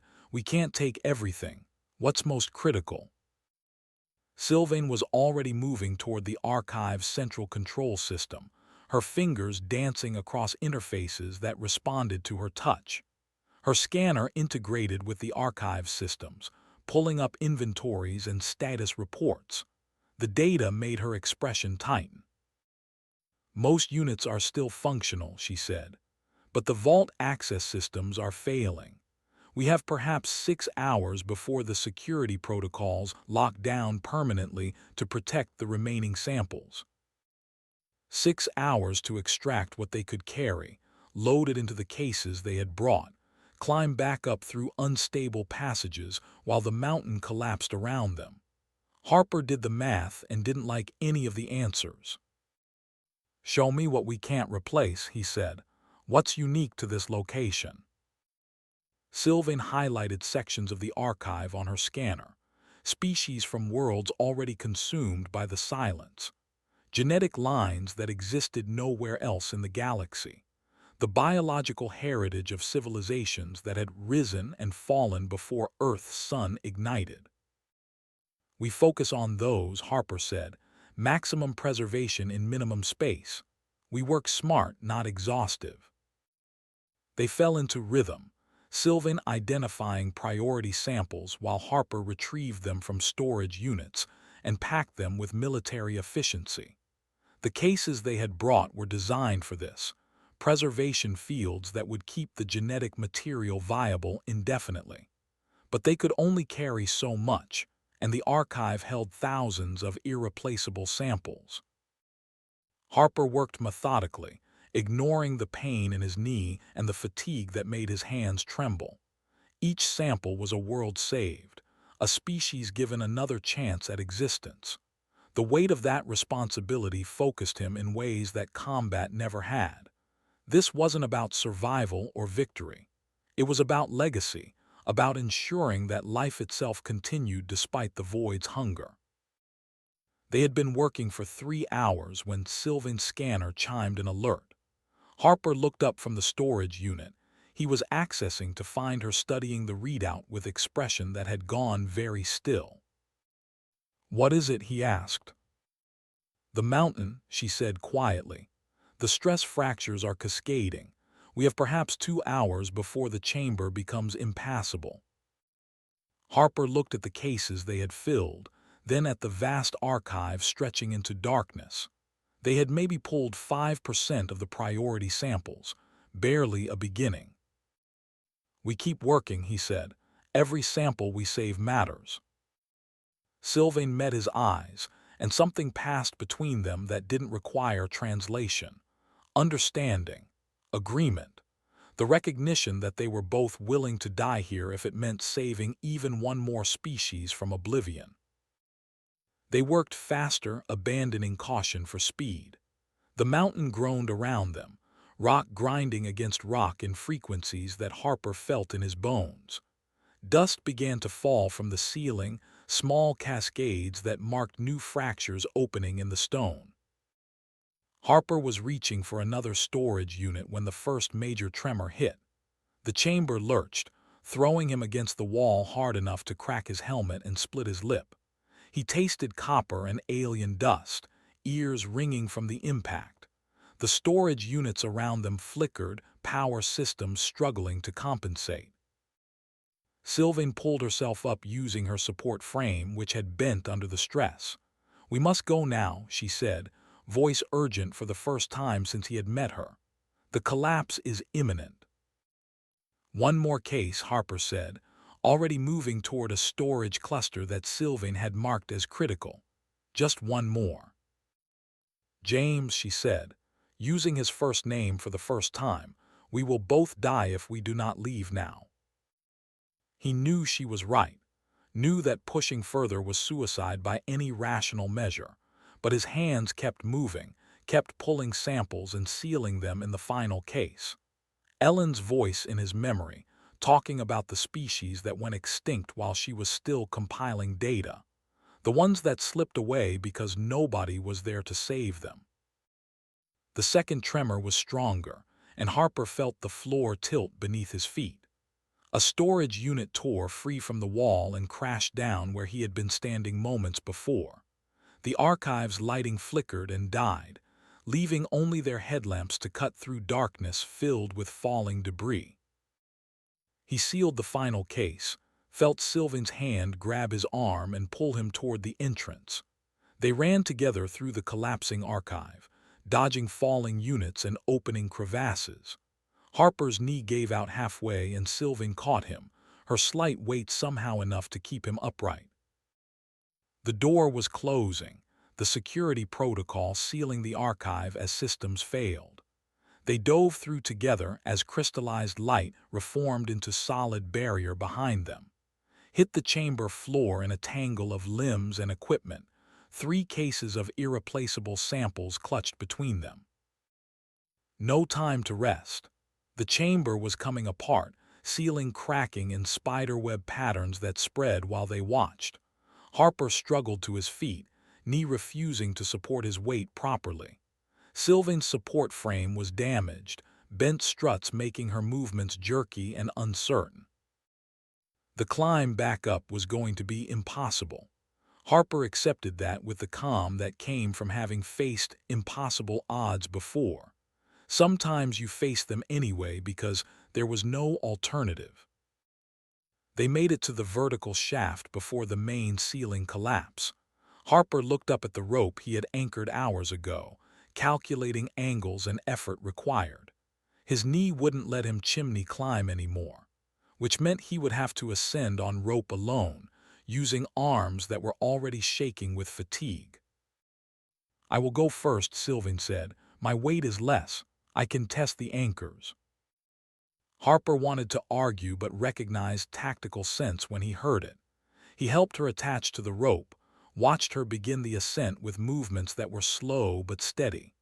Her support frame was useless for climbing, abandoned on the chamber floor. Every meter she gained seemed to cost her, injured body protesting the abuse. She reached the top of the shaft and disappeared over the edge. Her voice came down through the darkness, strained but controlled. "Anchors hold. Rope is secure. Can you climb?" Harper attached to the rope, feeling the burn in his arms the moment he put weight on it. His knee was useless, hanging numb and unresponsive. He would have to pull himself up 30 meters using upper body strength alone. He climbed, hand over hand, focusing on each pull rather than the distance remaining. The rope bit into his palms through his gloves, shoulders screaming protests that he converted into forward motion. 52 years old, body held together by routine and stubbornness, pulling himself up through darkness while a mountain fell apart below. Halfway up, his right arm cramped. Harper hung by his left, breathing through the pain while his right hand spasmed useless. Above him, Sylvain's voice called down concern he couldn't answer. Below him, the sound of the chamber finally giving way, 1,000-ton weights of stone crashing into the space he had been standing in. The cramp eased enough for him to continue. He climbed in a fugue state, awareness narrowed to rope and motion, and the burning of muscles pushed beyond reasonable limits. Time became meaningless. Existence was reduced to pull, grip, pull again. His hand found the shaft's edge. Sylvain's cool grip closed around his wrist, pulling him over with strength that surprised him. He collapsed on solid stone, chest heaving, arms trembling so badly he couldn't control them. The rope fell slack as the anchors below tore free in another collapse. "We made it," Sylvaine said softly. "The garden seeds are saved." Harper couldn't speak yet, could only nod while his body decided whether to shut down completely or keep functioning a little longer. Eventually, he managed to sit up, taking inventory of damage. His knee was swollen to twice normal size. His arms were going to be useless for days. His ribs protested breathing in ways that suggested cracks if not breaks. But the cases were intact, the samples secure. They had pulled 300 irreplaceable species from an archive now buried under thousands of tons of stone. "Can you walk?" Sylvaine asked, and Harper heard the concern beneath her scientist's detachment. Eventually he lied, "You." Her support frame was abandoned below. Without it, her injured body could barely stand. They were both damaged, both running on fumes and will, still in the middle of an unstable mountain with the surface hundreds of meters above. "We rest," Harper said, making it a decision rather than a request. 10 minutes, then we climb together." They sat side by side against the chamber wall, sharing water from Harper's canteen. The silence between them was comfortable now, the silence of two beings who had passed through crisis together and come out the other side changed. "Why did you really come?" Sylvain asked after a while. "To Eden 7, before the mission changed." Harper considered his answer. "Ellen died 18 months ago," he said. "We were going to retire together. Garden world somewhere, grow things, watch sunsets. After she was gone, I couldn't stay in the house. Too quiet. Took a survey contract to run away from the silence." "And found different silence to run toward," Sylvain observed. "Found a scream that led me here," Harper corrected. "Found a mission that matters more than running." She turned those amber eyes on him, and Harper saw his own reflection in them. Old human male, broken and exhausted, still moving because movement was the only direction available. "Your Ellen," Sylvain said. "She would be proud of this work." "Maybe," Harper said. "Probably would have told me I was an idiot for climbing into a collapsing mountain. Then she'd have insisted on coming along." "This is how bonds form," Sylvain said, "through shared purpose, through seeing in another being the reflection of one's own values. The etheri call this resonance, finding the frequency that harmonizes between two lives." Harper didn't fully understand the cultural implications, but he recognized truth when he heard it. Something had formed between them over these desperate hours, something that went beyond gratitude or partnership, a recognition of kinship despite every biological difference. 10 minutes passed. They helped each other stand, both moving like the aged and injured they were. The climb back to the surface took 4 hours, supporting each other through passages that seemed designed to kill the unwary. They passed the Cavresh chamber to find it empty, the bioluminescent creatures fled or buried. Another small extinction that no one would record. They emerged onto the mountain ledge as Eden 7's sun was setting, painting the sky in colors that hurt to look at directly. The wayfarer sat where they had left it, untouched by the geological chaos below. Harper had never been so happy to see a ship in his life. Sylvain collapsed as soon as they were through the airlock. Harper caught her, lowering her carefully to the deck while her body finally surrendered to accumulated damage. He activated the medical pod, working from memory and desperation to get the settings right. The pod sealed around her and Harper allowed himself to collapse as well. His body was done, completely spent. He would need to fly them back to orbit, get somewhere with proper medical facilities. But that could wait until he could feel his arms again. He must have dozed because he woke to the wayfarer's proximity alarm. Harper pulled himself to the cockpit, moving like a man 3 times his age. The scanner showed a massive vessel entering Eden 7's orbit, configuration unlike anything in human databases. An etheri ship, and not a small one. Harper activated the comm system, trying to remember the standard first contact protocols from his military days. Before he could transmit, the etheri ship hailed him. The translation came through in text rather than audio, formal and precise. "Vessel Wayfarer, we are the archive ship Perseverance. We have been tracking Dr. Sylvain's distress beacon.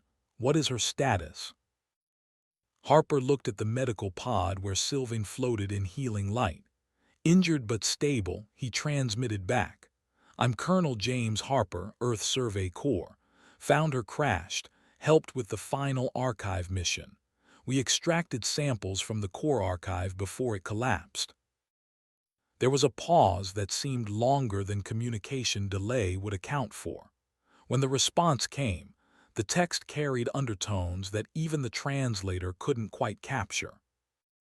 "Colonel Harper, we detected human presence but did not expect cooperation.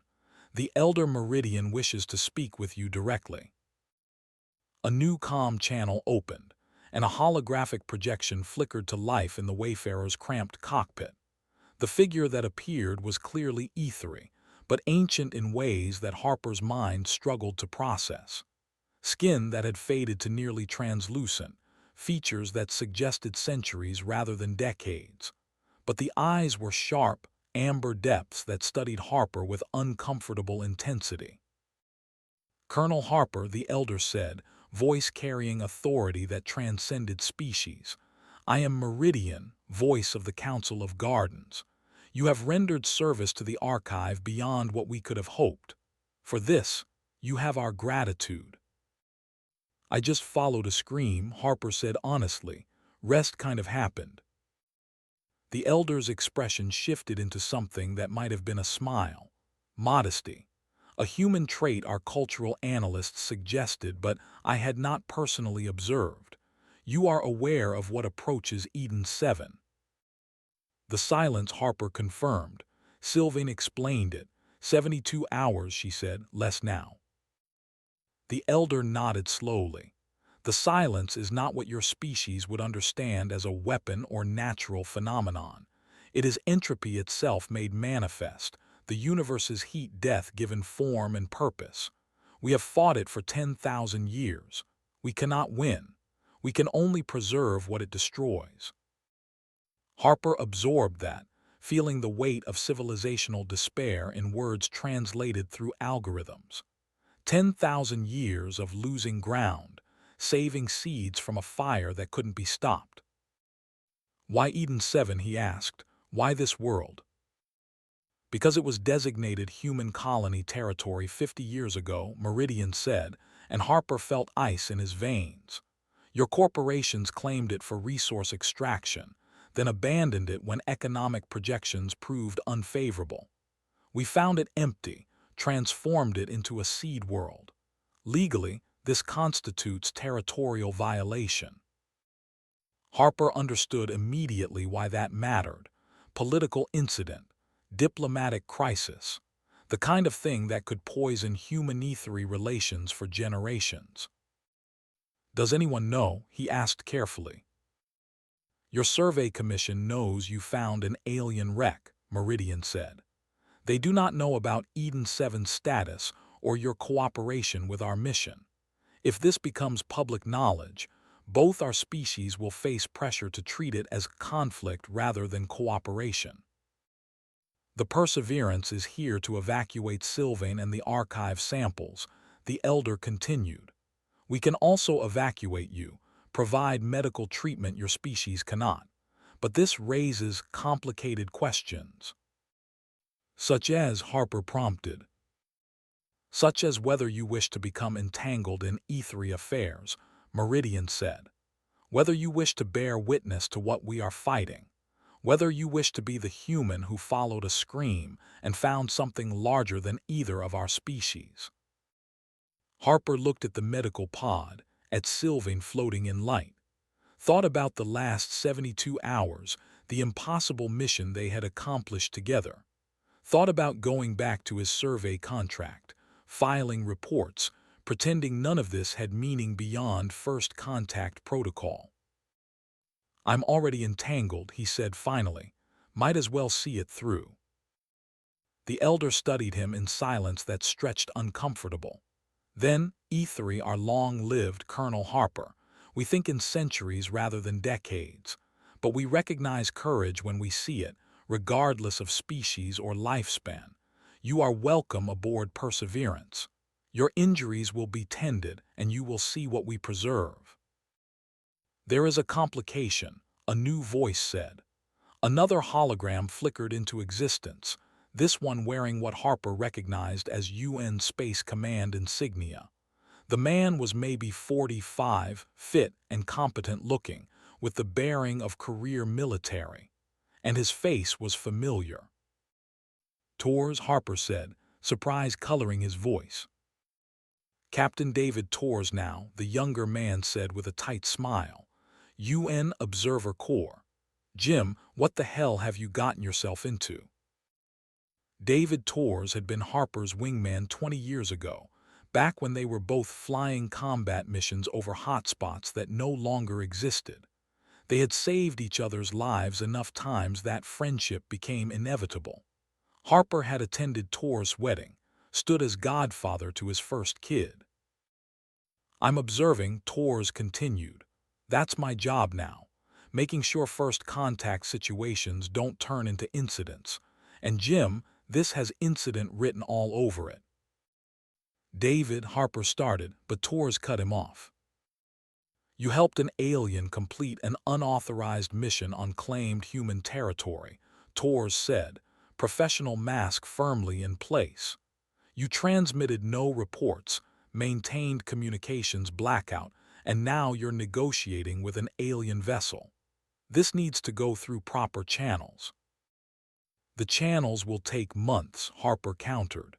The silence gets here in, he checked his chronometer, 36 hours. By the time proper channels finish deliberating, there won't be anything left to channel about. Torres grimaced, conflict clear on his face. I know, Jim.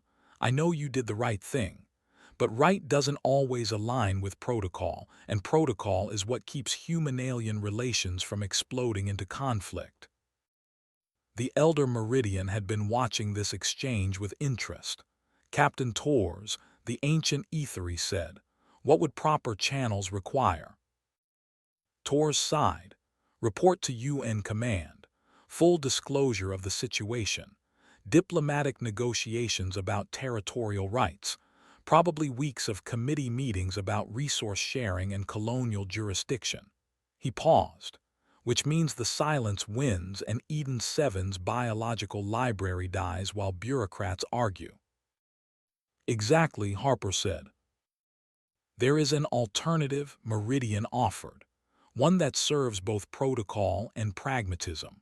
Colonel Harper could remain aboard Perseverance as civilian consultant. His presence would legitimize Ethery presence on Eden 7 as requested support rather than territorial violation. Captain Torres could file report indicating cooperative first contact rather than incident. That, Torres said slowly, could work. If Jim agrees, if his survey commission releases him from contract, if a dozen other bureaucratic miracles occur. Harper thought about it. Thought about his quiet retirement and his empty house.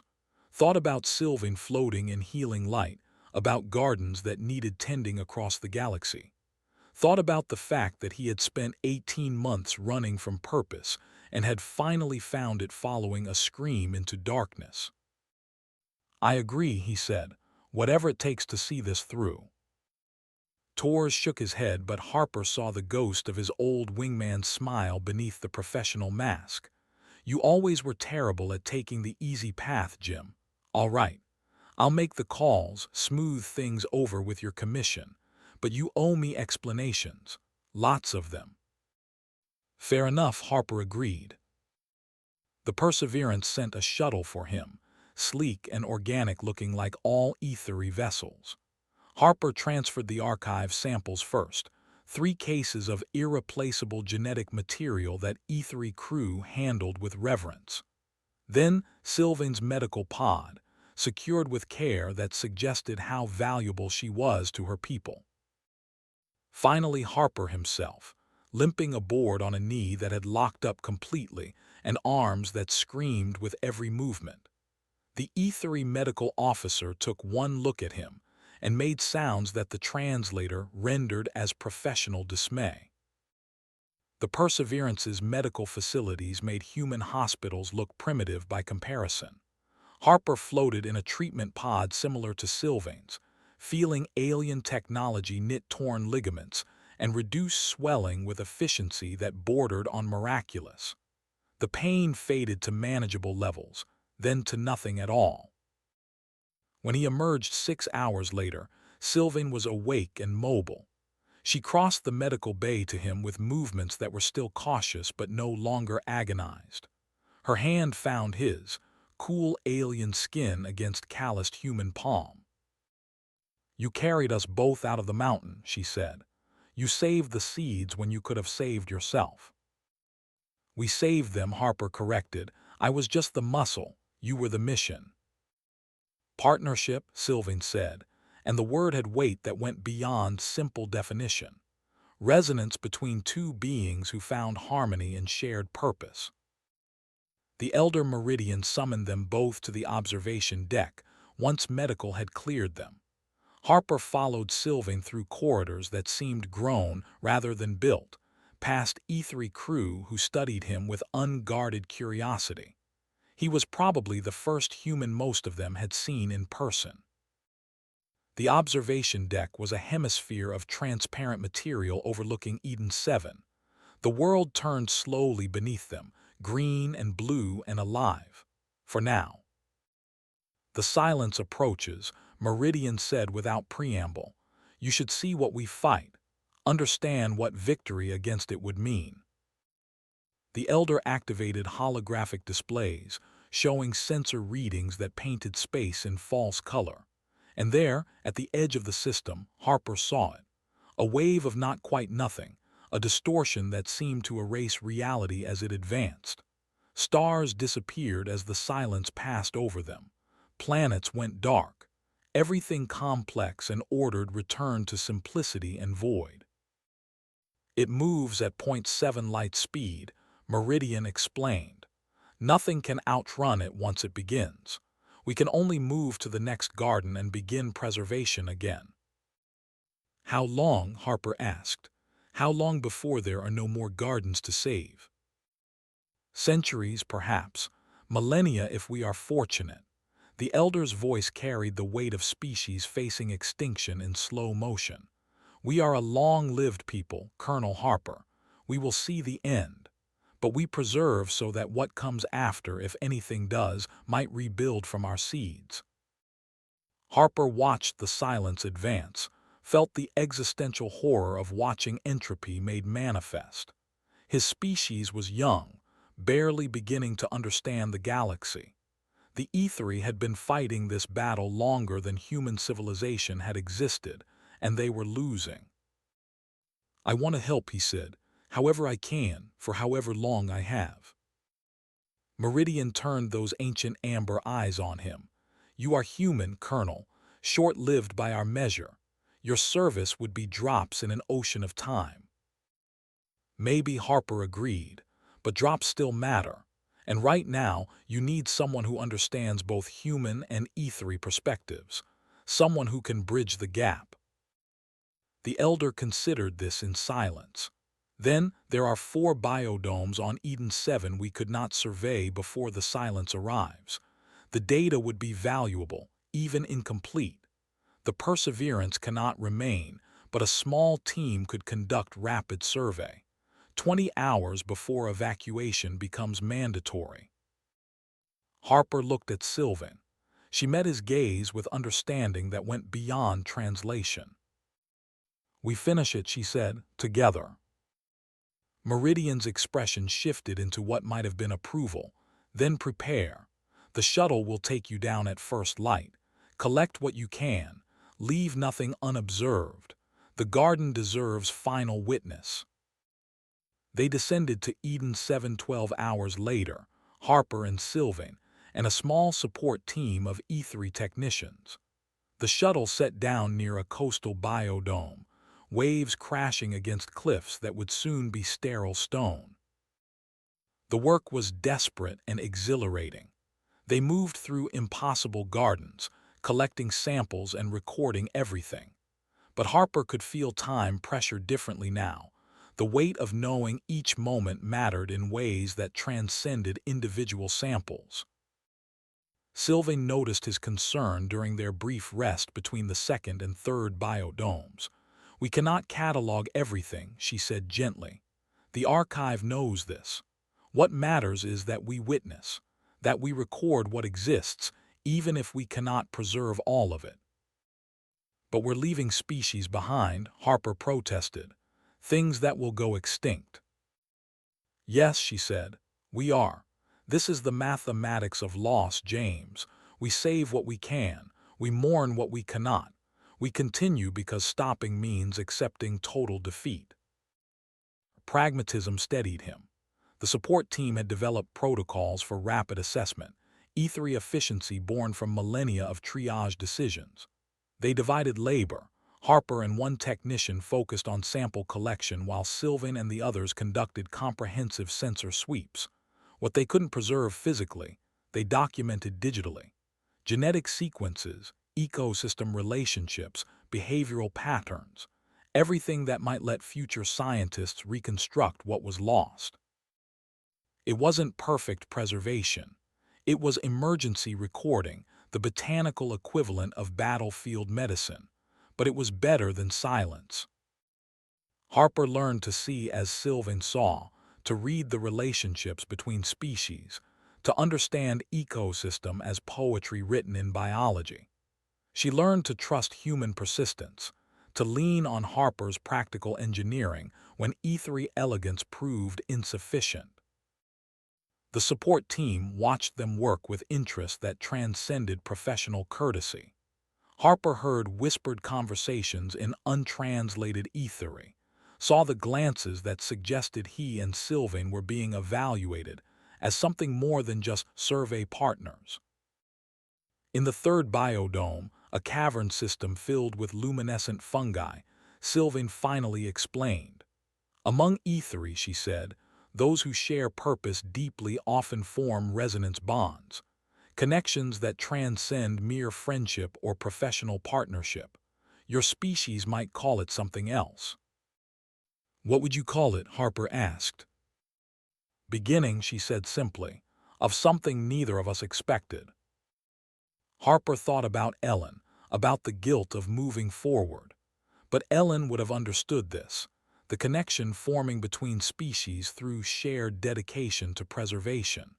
She had believed in that kind of bond, had formed it with colleagues who spoke different languages but shared her passion. I'm 52, Harper said. Human lifespan is maybe another 30 years if I'm lucky. You're what, 80, with centuries still ahead. This, whatever it is, has an expiration date. Sylvain's hand found his, familiar gesture now. All things expire, James Harper. The question is whether we honor what time provides or waste it fearing the inevitable. They worked through the final hours, knowing the silence was approaching faster than calculations predicted. The Perseverance sent increasingly urgent evacuation orders. Finally, with 6 hours to spare, they admitted defeat. 3 biodomes surveyed, 90% coverage of Eden 7's biological library. It would have to be enough. The shuttle lifted off as the silence's edge entered Eden 7's atmosphere. Harper watched through the viewport as reality unraveled below, green turning gray, life becoming void. The world he had helped save, even partially, dying in real time. Sylvain stood beside him, her hand in his. Neither spoke. Some losses were too vast for words. Aboard Perseverance, the elder Meridian met them in the observation deck. You have done more than we hoped, the ancient ethery said. 300 species from the core archive. Partial survey of remaining biodomes. Final witness to a garden's passing. This is legacy worth honoring. What happens now? Harper asked. Now, Meridian said, we move to the next threatened world. Begin preservation again. Fight the silence one garden at a time, knowing we cannot win but preserving anyway because the alternative is acceptance of oblivion. And me, Harper asked, where do I fit? That, the elder said with something that might have been ethery humor, depends on what you choose.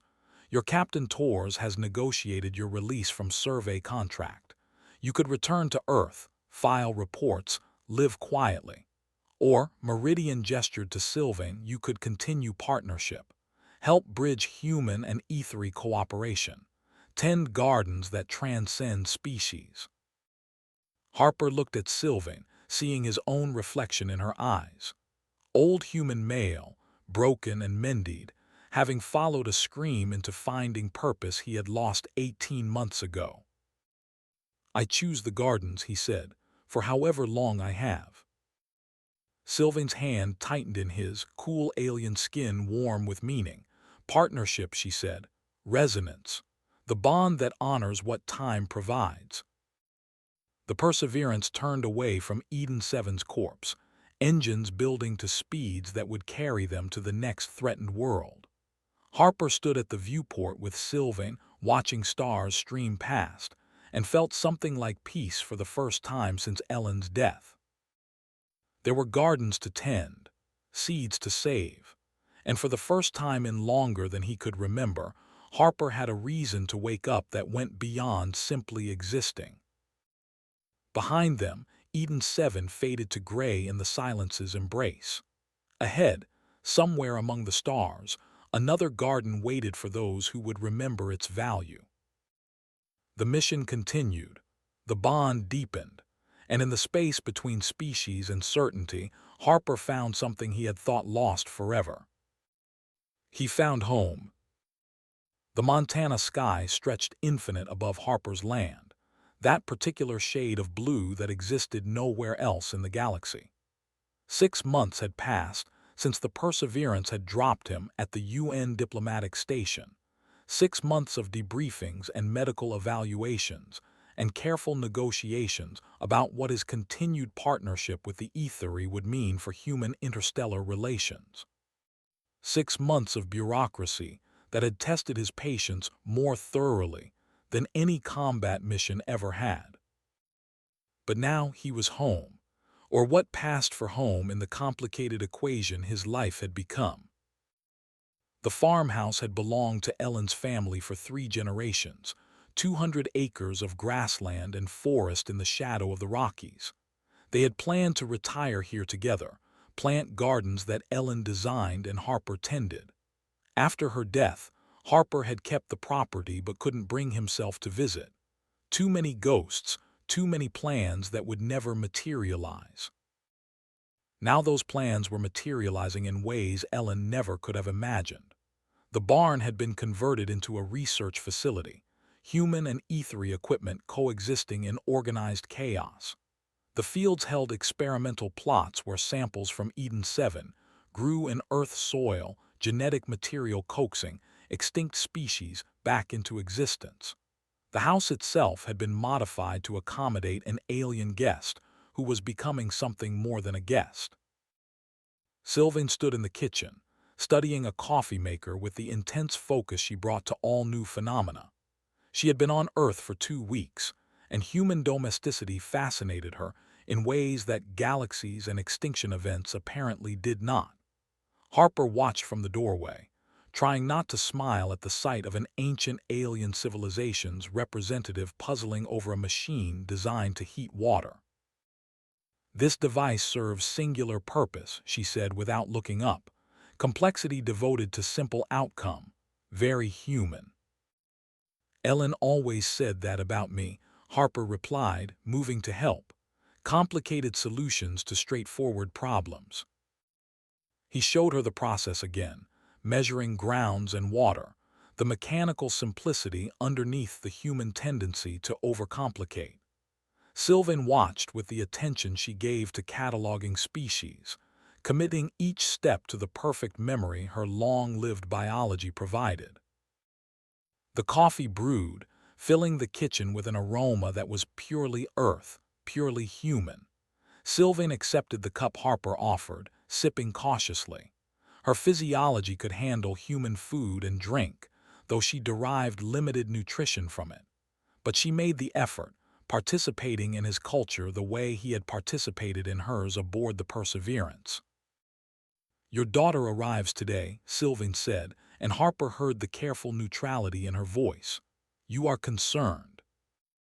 "Sarah," Harper confirmed, looking out the window at the long driveway that wound through the property. "Haven't seen her since before Eden 7. She knows about you, about the partnership. Doesn't mean she understands it." "Understanding requires time," Sylvaine observed. "Humans measure relationships in years. Ethery measure in centuries. Your daughter sees her father bonded to an alien she has known for weeks. The mathematics of acceptance are complex." Harper couldn't argue with that assessment. He had tried to explain over calm calls, tried to make Sarah understand that what he and Sylvain had built went beyond species or conventional relationship categories. But words were insufficient, especially when filtered through the inherent awkwardness of talking to your adult child about connections that defied easy definition. The sound of tires on gravel announced Sarah's arrival. Harper moved to the front porch, Sylvain following at a respectful distance. His daughter emerged from the car, and Harper felt the familiar mix of pride and pain that came with seeing his children grown into their own lives. Sarah was 34 now, carried herself with the confidence of someone who had found their place in the world. Her mother's eyes, his stubborn chin.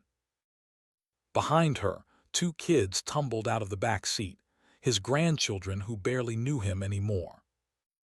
"Dad," Sarah said, and the careful politeness in her voice hurt more than anger would have. "The farmhouse looks good. You've been busy." "Had help," Harper said, gesturing to Sylvain. "Sarah, this is Dr. Sylvain. Sylvain, my daughter Sarah, and my grandchildren Emma and Jack." The kids stared at Sylvain with the unfiltered curiosity of youth. Emma, who was 7, spoke first. "You're blue," she observed with scientific precision. "I am," Sylvain confirmed, kneeling to bring herself to Emma's eye level. "On my world, this is considered quite ordinary. On yours, I understand it is remarkable." "Are you really from another planet?" Jack asked. He was 9, old enough to have absorbed Earth's complicated relationship with the concept of aliens. "I am from a world called Etheria Prime," Sylvain said. "Very far from here. Your grandfather saved my life, and I am honored to know him." Sarah watched this interaction with expression Harper couldn't read. He had seen that look before, during Ellen's final weeks when Sarah had been trying to process grief while managing practical necessities. The look of someone holding themselves together through force of will. "Kids," Sarah said, "why don't you explore the barn? Grandpa has some interesting things set up there. Stay where I can see you." The children ran off with the boundless energy of youth, and Sarah turned to Harper with all pretense of politeness stripped away. "Can we talk?" she asked. "Alone." Sylvain excused herself with ethery grace, disappearing into the house. Harper led Sarah to the porch swing that Ellen had insisted they install, wood-worn smooth by years of use. They sat in silence while Sarah gathered whatever she needed to say. "Mom's been gone 18 months, Sarah finally said. 18 months, Dad. And you're already," she gestured vaguely toward the house, "living with someone. An alien, like Mom never mattered." Harper had known this was coming, had prepared responses in his head. But faced with his daughter's pain, all the carefully constructed explanations evaporated. He was just a father who had hurt his child by moving forward with his life. "Your mother mattered more than I have words to express," he said quietly. 35 years together doesn't disappear because she did. But Sarah, I was dying inside that house. Every room was a ghost. Every plan we made was a reminder of what I lost." "So you ran away," Sarah said. "Took a survey contract and flew to the other side of the galaxy." "Yes," Harper admitted. "I ran. And I found someone who was also dying, but literally instead of metaphorically. Saved her life because I could, because it was the right thing to do. Then she showed me a mission, a purpose, something bigger than my grief." "And fell in love with her," Sarah said flatly. Harper considered that. Love was a human word with human implications, and what he shared with Sylvain existed in spaces that word didn't quite reach. "Is it love?" he asked. "I don't know. It's partnership. It's shared purpose. It's recognizing in another being the same dedication to preserving life that your mother had. It's finding someone who makes me want to wake up and do meaningful work instead of just waiting to die." Sarah's expression cracked slightly. "I'm not ready to lose you too," she said quietly, "and she's going to outlive you by centuries. How is that fair to either of you?" "It's not fair," Harper agreed, "but life isn't. Your mother dying at 63 wasn't fair. The universe burning itself out wasn't fair. We don't get fair, Sarah. We get time, however much we're given, and we choose what to do with it." They sat in silence while the Montana wind moved through the grass, carrying scents of earth and growing things. Harper let his daughter process, understanding that acceptance couldn't be forced or rushed. She would come to her own conclusions in her own time, or she wouldn't. All he could do was be honest. "Tell me about her," Sarah said eventually. "Really tell me. Not the official story, but who she is." So Harper did. Told his daughter about a scientist who had dedicated 80 years to preserving life, about someone who faced extinction with quiet determination, about an alien who had taught him to see beauty in ecosystems the way Ellen had taught him to see beauty in individual plants. Told her about the core archive and the impossible climb, about choosing mission over safety, about finding purpose in partnership. Sarah listened without interruption, and Harper watched understanding gradually replace resistance in her expression. She was Ellen's daughter, raised to value scientific dedication and environmental preservation. The story resonated with values she had inherited. "She makes you happy," Sarah observed. It wasn't quite a question. "She makes me purposeful," Harper corrected. "Happiness is a side effect of purpose." "Mom would have liked that answer," Sarah said, and something in her voice had softened. "She always said you needed a mission or you'd go crazy. Guess she was right." The kids ran back from the barn, breathless with excitement about alien technology and experimental plots. Emma grabbed Sylvain's hand with the easy acceptance of childhood, pulling her towards something that required immediate adult attention. Sylvain went willingly, her alien features arranging into something that transcended species, into universal patience with enthusiastic children. Sarah watched this, something shifting in her expression. "Your alien scientist is good with kids," she observed. "Ether lived long enough to develop extensive patience," Harper said. Also, Emma reminds her of herself at that age, apparently, intensely curious about everything. The next days fell into rhythm that surprised Harper with its normalcy. Sylvain showed Sarah the research facility, explaining genetic preservation with the enthusiasm of someone who loved their work. Sarah, who had inherited Ellen's interest in biology, asked questions that went beyond politeness into genuine scientific curiosity. The kids followed Sylvain everywhere, peppering her with questions about her homeworld and space travel, and whether she had ever seen a space monster. Harper watched his family integrate with his partner, watched barriers dissolve through shared meals and common interests. Emma declared that Sylvain was her new best friend. Jack wanted to know if Harper could teach him to fly spaceships. Sarah's careful politeness transformed into something approaching acceptance. On the third night, after the kids were asleep, Sarah found Harper on the porch. The stars were brilliant in Montana's clear air, the Milky Way a river of light across the sky. Somewhere up there, the Perseverance was moving toward another threatened world, other ethery continuing the work of preservation. "I talked to Sylvain this afternoon," Sarah said. "Really talked, without the kids interrupting every 30 seconds. She told me about Mom's botanical journals, about how she's been reading them, adding ethery knowledge to Mom's observations." Harper hadn't known that. Sylvain must have found the journals in Ellen's study, the decades of careful notes and species catalogs, the unfinished work that had died with her. She said Mom would have been an exceptional life archive scientist, Sarah continued. Said her observations showed the same dedication to preservation that drives ethery culture.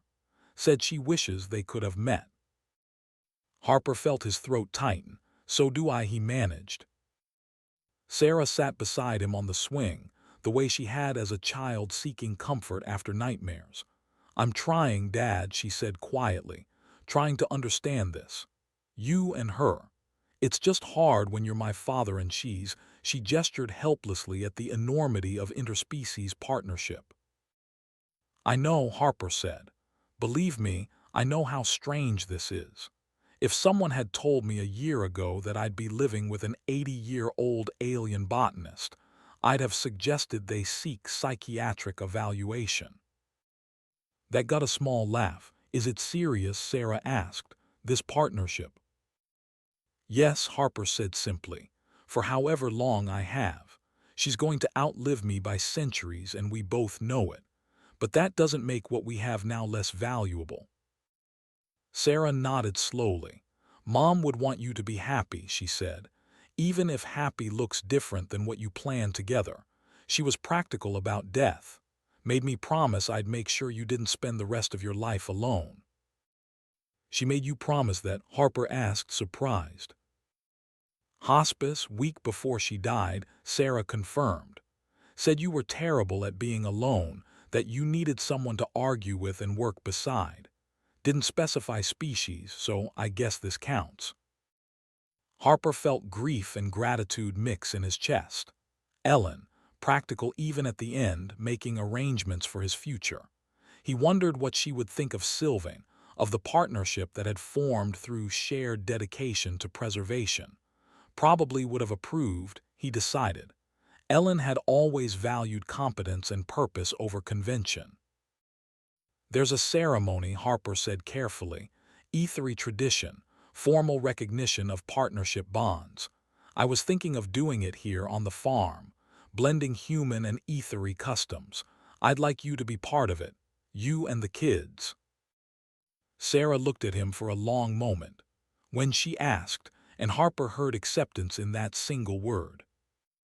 3 weeks, he said. Gives time to arrange things, notify people. Captain Torres is coming, some of the UN diplomatic corps. Elder Meridian will participate via hologram. It'll be small, private, family and close colleagues. I'll be there, Sarah said. We'll be there. Emma will probably want to be flower girl or whatever the alien equivalent is. Harper smiled, feeling something tight in his chest finally release. Thank you, he said, for trying, for being here. Mom wouldn't have forgiven me if I wasn't, Sarah said. Besides, Sylvain showed me the Eden 7 samples. Dad, what you two did there, what you saved, it matters. Really matters. Mom would have loved being part of that work. She is part of it, Harper said. Every time Sylvain references her journals, every time we apply her observations to preservation protocols. Your mother's work didn't die with her. It's continuing in ways she never imagined. They sat together watching stars, father and daughter finding new understanding in the spaces between grief and acceptance. Inside, Sylvain was probably reading more of Ellen's journals, adding her centuries of knowledge to human observations, creating something neither species could achieve alone. The bonding ceremony took place on a Saturday afternoon when Montana weather decided to cooperate with clear skies and gentle warmth. Harper had set up in the meadow behind the barn, the Rockies providing backdrop that was purely earth. Chairs arranged in a circle rather than rows, ethery preference for non-hierarchical gatherings blending with human informality. The guest list was small. Sarah and her family. Captain Torres in dress uniform, representing UN Space Command's grudging approval. Dr. Chen, the xenobiologist who had been coordinating human ethery scientific cooperation. A handful of colleagues from Harper's military days who had made the trip to witness their old commander doing something unprecedented. Elder Meridian appeared via holographic projection, the ancient ethery's translucent form seeming appropriate for an event that existed half in physical space and half in cultural abstraction. The elder wore robes that shimmered with colors Harper's eyes couldn't quite process, formal attire for formal occasions. Harper himself wore his dress uniform, the one he saved for ceremonies and funerals. Full colonel insignia, decorations from 3 decades of service, everything pressed and proper the way military tradition demanded. Felt strange after months of work clothes and thermal suits, but this ceremony required honoring both cultures' concepts of formality. Sylvain emerged from the house wearing something between robe and dress, ethery garment in shades of silver and blue that caught sunlight in ways fabric shouldn't. Her hair, usually practical, had been arranged in elaborate patterns that Sarah and Emma had helped create, human and alien aesthetics combined in something surprisingly beautiful. The ceremony itself was hybrid by necessity. Elder Meridian spoke first, explaining in translated ethery the concept of resonance bonding. Two beings who found their purposes aligned, their values harmonized, their work strengthened by partnership. Not marriage as humans understood it, not romance in conventional sense, but something equally profound. Recognition that two lives worked better together than apart. Harper spoke next, trying to articulate what Sylvain meant to him in terms his human guests would understand. Partner seemed insufficient. Friend didn't capture the depth. He settled finally on telling the story. The scream in the jungle, the rescue, the mission that had transformed into something neither had expected, the recognition that they were building something that would outlast both of them. When it came time for vows, they stood facing each other in the meadow's center. Sylvain spoke first in ethery, words that flowed like water over stone, melodic and ancient. The translator rendered it into English, but Harper had learned enough of her language to hear nuances the machine couldn't capture. James Harper of Earth, she said, you followed screams into darkness and found light. You saved one life and through that saved thousands more. In you I have found resonance, harmony between purpose and action. I offer partnership for duration of your days, however many they prove to be. Will you accept this bond? Harper took her hands, cool alien skin against his calloused palms. I accept, he said. For however long I have, I choose to tend gardens with you, choose to preserve life across the stars, choose partnership over solitude, purpose over comfort. Choose you. The formal response should have been more elaborate, probably. But Harper had never been good at elaborate, and Sylvain seemed to appreciate his directness. Her amber eyes held his, and in them he saw reflection of his own commitment. Elder Meridian spoke the final words, declaring the bond recognized by both species, both cultures. Witnesses present and distant acknowledged the partnership. Sarah wiped tears she probably didn't realize she was crying. Emma asked loudly when they could have cake, because obviously bonding ceremonies required cake.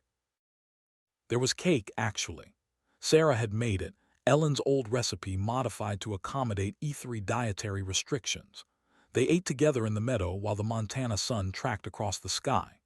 Tours shared war stories with ethery scientists who were fascinated by human military tactics. Emma showed Sylvain a drawing she had made of their bonding.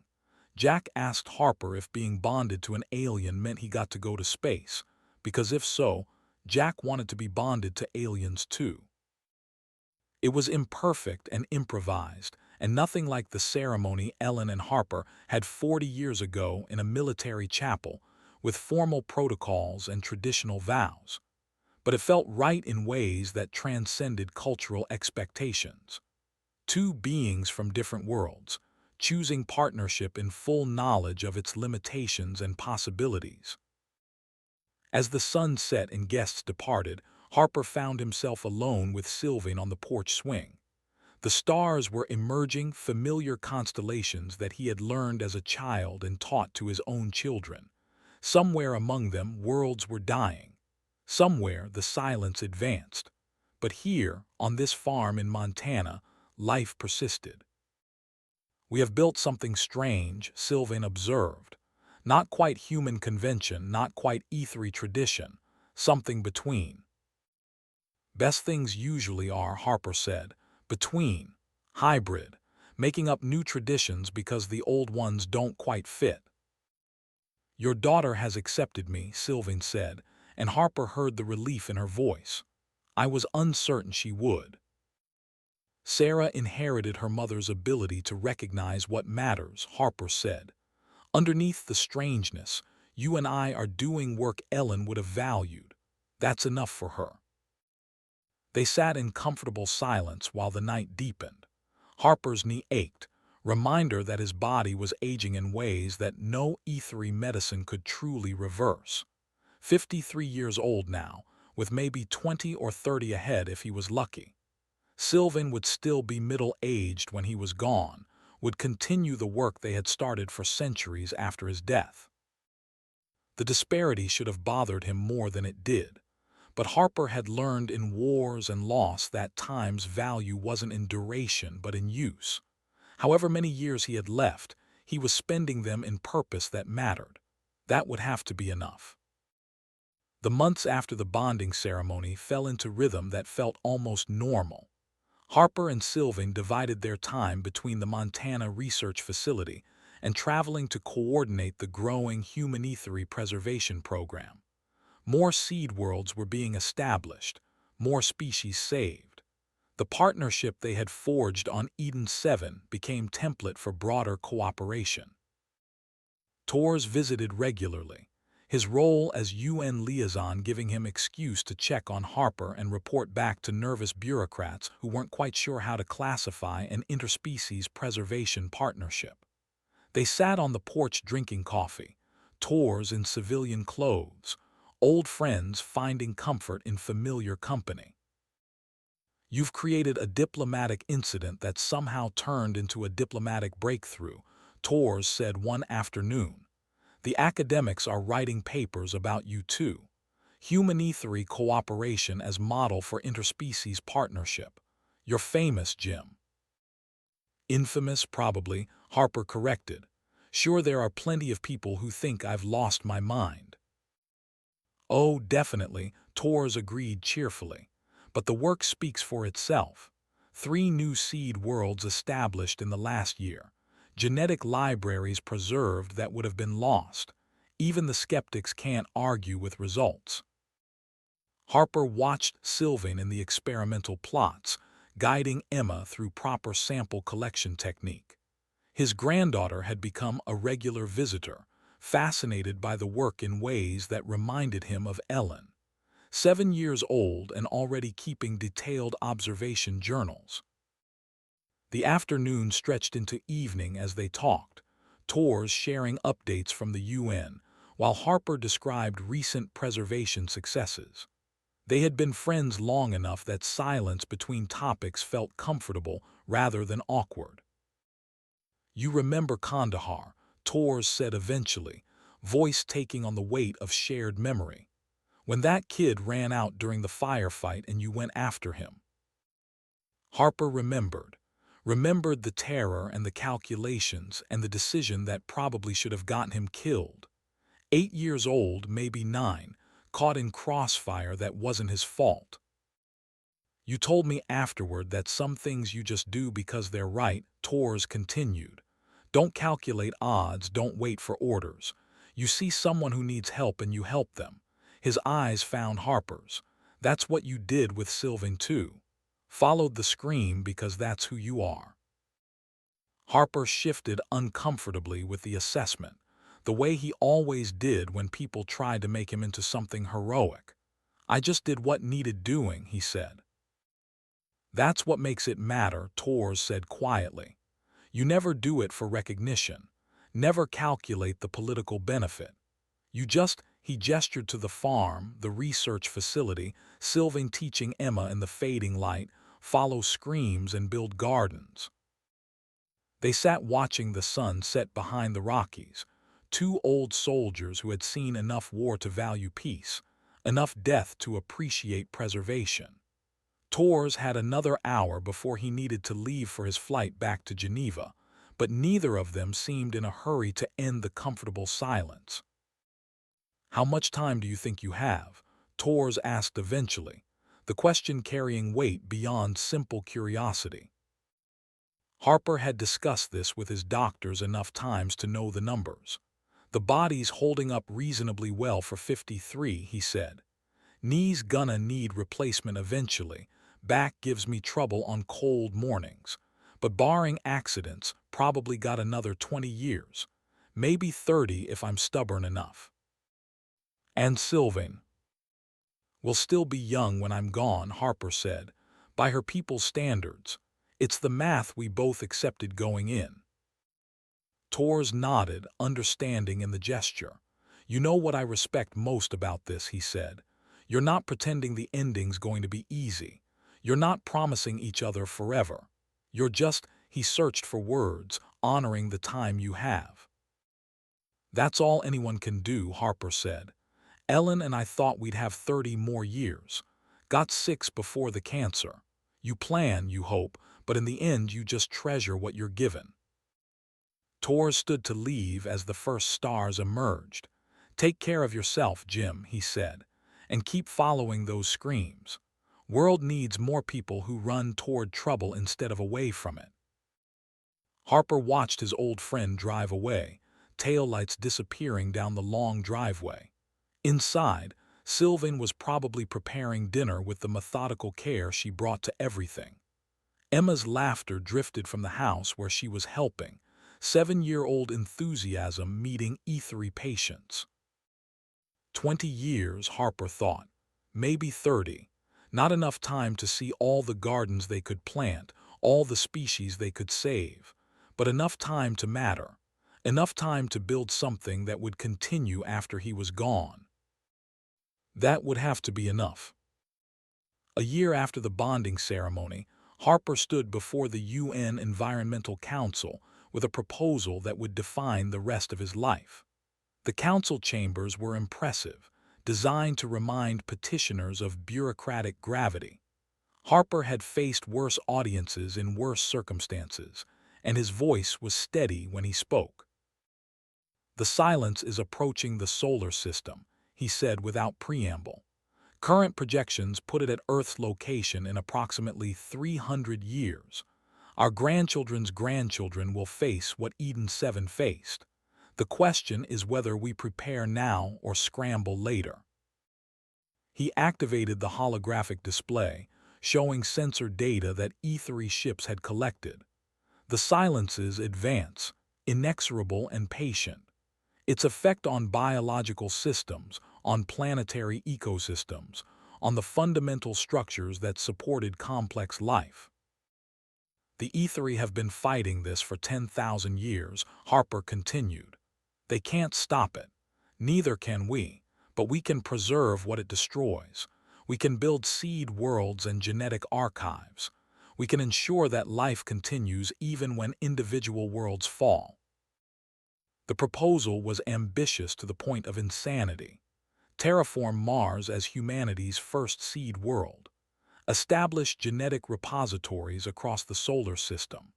Begin the centuries-long work of preservation that might, just might, give humanity and Earth's biosphere a chance at continuity beyond the silence's arrival. The cost, one council member objected, would be astronomical. Generations of resources devoted to a threat 300 years away.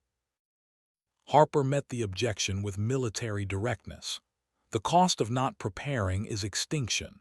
Debate the economics if you want, but the physics doesn't care about budget committees. The silence is coming. We either prepare or we die. The debate lasted weeks. Formal presentations and informal lobbying and careful political maneuvering that Tors handled while Harper focused on the science. Sylvaine provided ethery technical knowledge, centuries of hard-won experience in preservation protocols. Sarah, who had become increasingly involved in the project, used her mother's reputation in the botanical community to build support among scientists.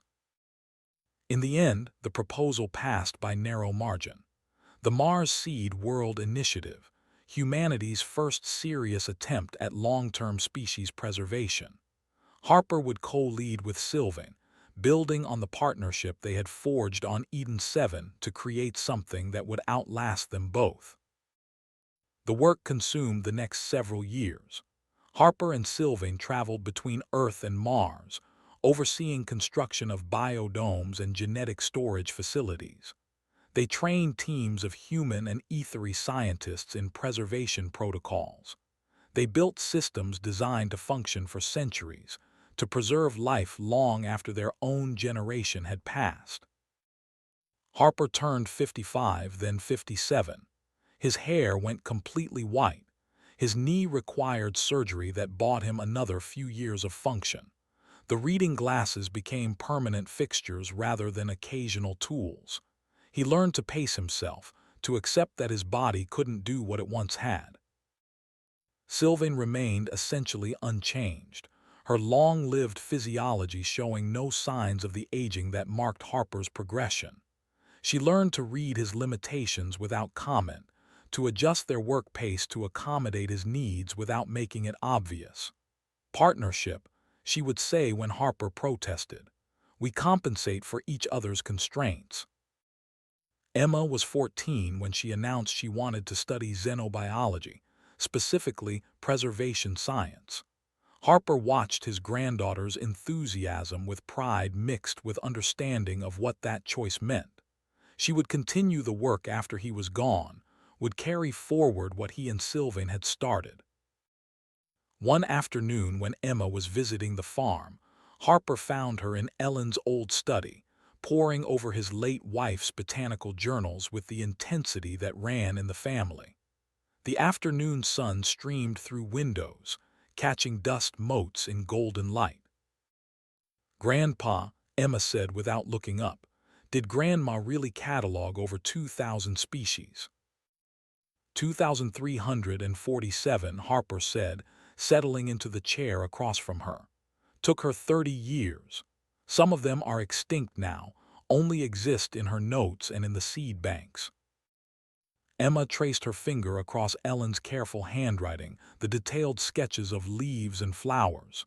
"It's like she's still here," she said quietly, "in the work." Harper felt his throat tighten. "That's the thing about good work," he said.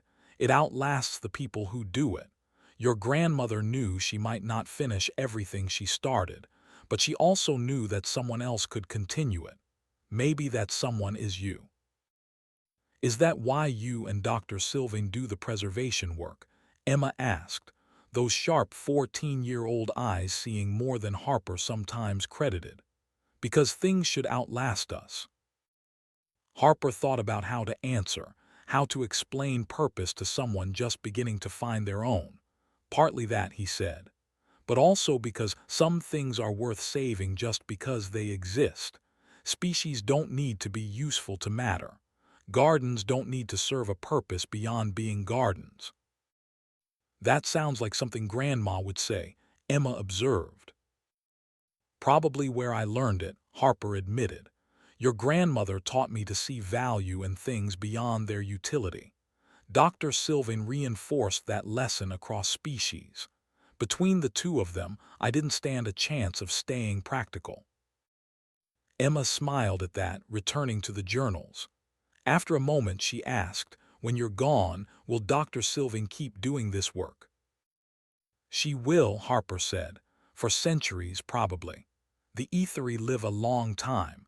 Your Dr. Sylvain will still be young when I'm old, will still be working when you're my age." "Does that make you sad?" Emma asked with the bluntness of youth. "Sometimes," Harper admitted, "but mostly it makes me glad. Knowing the work continues, that what we build together won't die when I do. That's legacy, Emma. Not living forever but mattering beyond your lifespan." Emma was quiet for a moment, processing that. Then she asked, "Will you teach me? About the preservation protocols, the genetic cataloging, all of it. I want to help." Harper looked at his granddaughter, at Ellen's eyes in a younger face, at the beginning of what might become a lifetime of dedication to work that mattered. He thought about continuity, about knowledge passing through generations, about the fact that he would die knowing the mission would continue. "I'd be honored," he said. "Let's start with the basics." They spent the afternoon together, Harper explaining classification systems, while Emma took notes in a journal that looked remarkably like her grandmother's. Outside, Sylvain worked in the experimental plots, tending plants that came from worlds Emma would never see. Inside, grandfather taught granddaughter the fundamentals of preservation, building bridges across generations the way he and Sylvain had built bridges across species. This was legacy too, not just the seed worlds and genetic archives, but the passing of knowledge, the cultivation of purpose in the next generation. Harper might only have years left, but those years could plant seeds that would grow long after he was gone. Jack wanted to be a pilot like his grandfather, was already taking flight training. Sarah's career as a botanical researcher had pivoted toward the Mars project. Ellen's old notes informing new protocols for Earth species adaptation to Martian conditions. Harper's legacy was taking shape in ways that went beyond his own life. The work would continue through his children, his grandchildren, the scientists and volunteers who had caught the vision of preservation. He wouldn't live to see Mars fully terraformed, wouldn't witness the Silence's arrival at Earth, but he would know he had helped prepare for it. On his 60th birthday, Harper allowed himself a rare moment of pure relaxation. The Montana farm in summer, family gathered for celebration, work temporarily set aside. Tours had come with his own grandchildren. Dr. Chen and her team of xenobiologists, ethery scientists via hologram, separated by distance but connected by purpose. Sarah had arranged everything, managing the complexity of interspecies celebration with Ellen's practical efficiency. The cake was large enough to feed humans and symbolically include ethery who couldn't actually eat it. Emma had prepared a presentation on preservation statistics because his granddaughter thought party entertainment should be educational. Sylvain stayed close to Harper throughout the day, her presence steady and reassuring. They had been partners for 7 years now, the longest relationship Harper had maintained since Ellen's death. It felt natural in ways he couldn't quite articulate, this bond with an alien scientist who understood his purpose better than most humans did. As the party wound down and guests departed, Harper found himself on the porch swing with Sylvain and Sarah, the three of them watching the sun set over the Rockies in comfortable silence. "You're getting old, Dad," Sarah said with the bluntness of adult children who had earned the right to speak plainly. "Happens to the best of us," Harper replied. "Not to everyone," he added with a glance at Sylvain. "Aging is change," Sylvain observed. "Change is the fundamental nature of living systems. To resist it is to resist life itself." "Very philosophical," Sarah said. "Meanwhile, my dad can barely climb stairs without his knee complaining." "The knee has legitimate grievances," Harper said. "I've abused it for 60 years. It's entitled to complain." They sat quietly while the stars emerged. Harper felt the weight of years in his bones, the accumulated damage of a life lived hard. But he also felt contentment that had nothing to do with physical condition. He had found purpose after loss, had built something meaningful, had family who loved him and work that mattered. "How much longer?" Sarah asked quietly, the question everyone avoided asking directly. 5 years, Harper said with the directness of someone who had discussed prognosis with doctors. "Maybe 10, if I'm lucky. The body's wearing out faster than medicine can patch it." Sylvain's hand found his, familiar gesture by now. "The work continues regardless," she said. "What we have built will outlast us both. That is the nature of legacy." "Mom would be proud," Sarah said, "of both of you, of what you've accomplished." Harper hoped she was right. He had spent 7 years trying to honor Ellen's memory through action rather than stagnation, trying to build something that matched her dedication to preservation. Whether he had succeeded was beyond his judgment, but he had tried. That would have to be enough. The years after 60 passed with increasing speed, each one seeming shorter than the last. Harper's body betrayed him incrementally, small failures that accumulated into larger limitations. He needed a cane by 63, required oxygen assistance by 65. The doctors performed surgeries that bought him time but couldn't reverse the fundamental wearing out of systems that had run hard for 7 decades. He stepped back from active field work, accepting direction roles that he could perform from the Montana facility. Sylvaine took on more of the travel, the physical labor of preservation.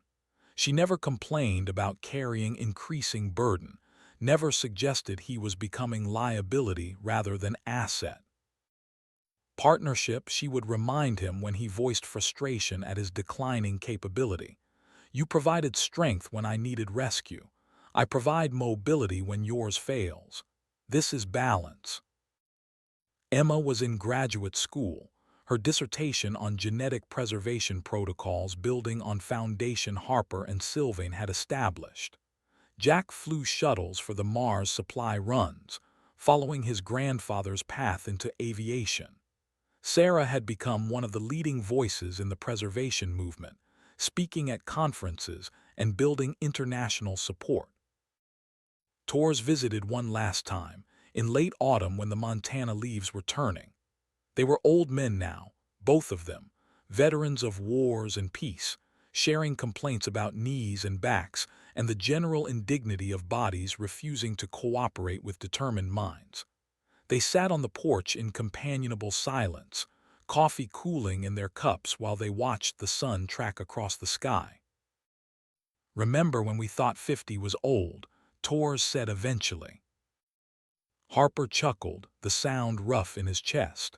Now 50 sounds young, what I wouldn't give for a 50-year-old body again. You did good work, Jim, Torres said, voice carrying the weight of final assessments.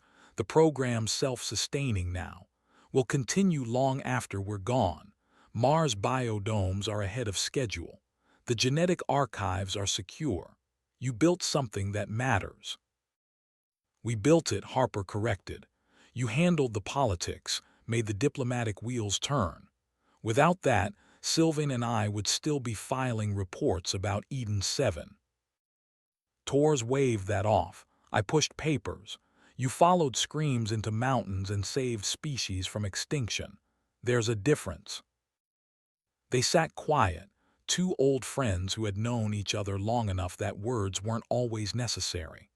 Harper knew this was likely their last visit. Torres' health was failing too, heart issues that medicine could manage but not cure. They were both running out of time, the way everyone eventually did. Take care of yourself, Jim, Torres said when it was time to leave. And tell Sylvain she married well, even if you are human. Harper stood at the porch railing, watching Torres' car disappear down the driveway for the last time. Inside, Sylvain was preparing dinner. Outside, the Montana wind carried scents of earth and growing things. The sun set behind the Rockies, painting the sky in colors that took his breath away despite 6 decades of sunsets. This was enough, he thought. Whatever time remained, however it ended, he had built something worth building, had found purpose worth pursuing, had loved and been loved, both times in ways that transcended conventional categories. That would have to be enough. That was enough. Harper turned 73 on a Montana spring morning that was painfully beautiful. His body had progressed beyond surgical fixes into managed decline. The doctors gave him months, maybe a year. His heart was failing, lungs struggling, systems shutting down in sequence that medicine could slow but not stop. He spent his last months doing what he could from the farmhouse. Video conferences with preservation teams, reviews of Mars biodome progress, training sessions with the next generation of preservation scientists. Emma visited weekly, sitting with him to discuss research while he struggled to keep focus through medication fog. Sylvain remained constant presence, her ethery physiology unchanged by years that had weathered Harper into fragility. She tended him with same dedication she brought to endangered species, monitoring his decline with scientific detachment that couldn't fully mask the emotional undercurrent.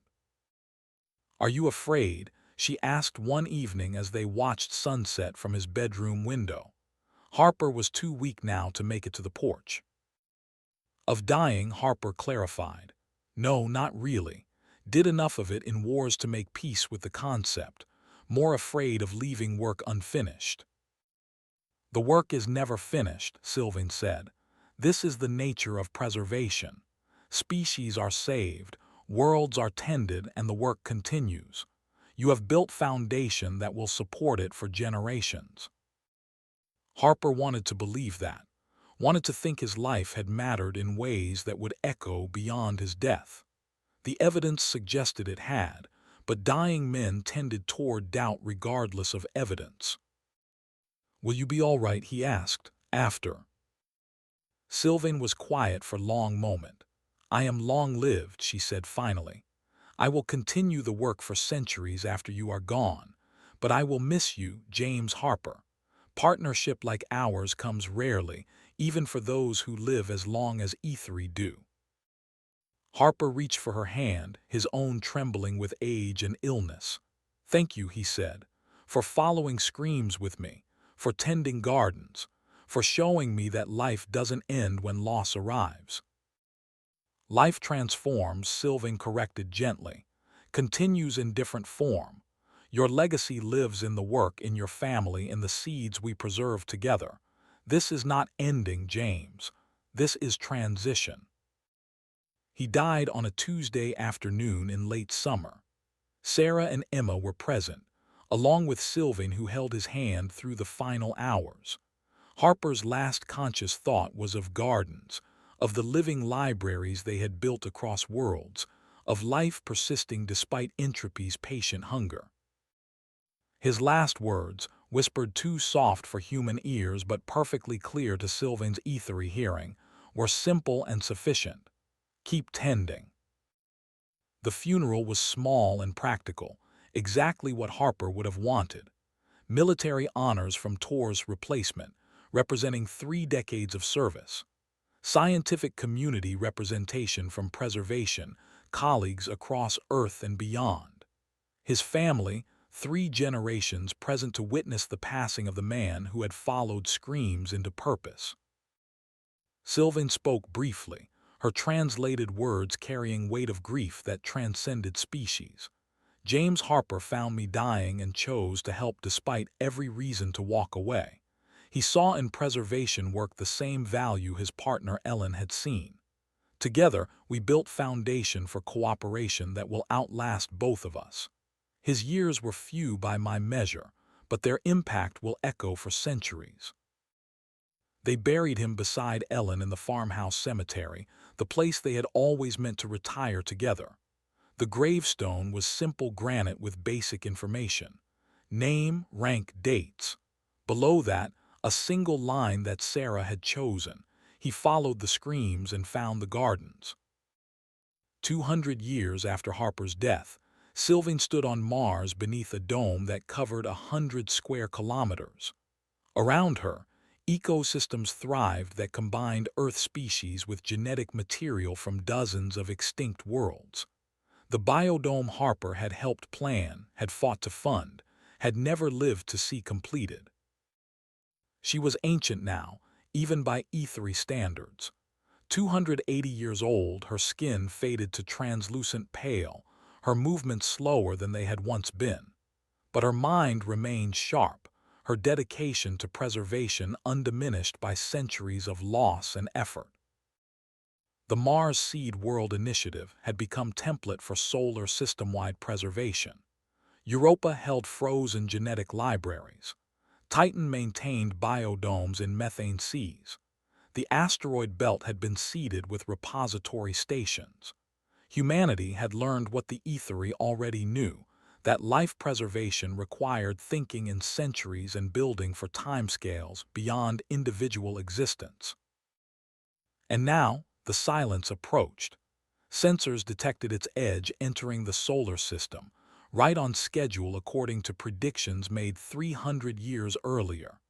Predictions Harper had stood before the UN to explain, arguing for preparation that would only matter to generations unborn.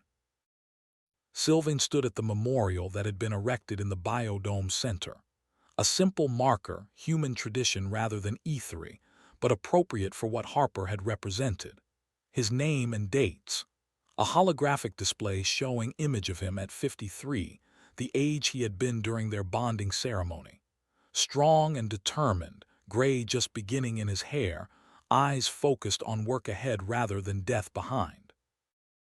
The dedication ceremony was attended by thousands, physically present and holographically connected.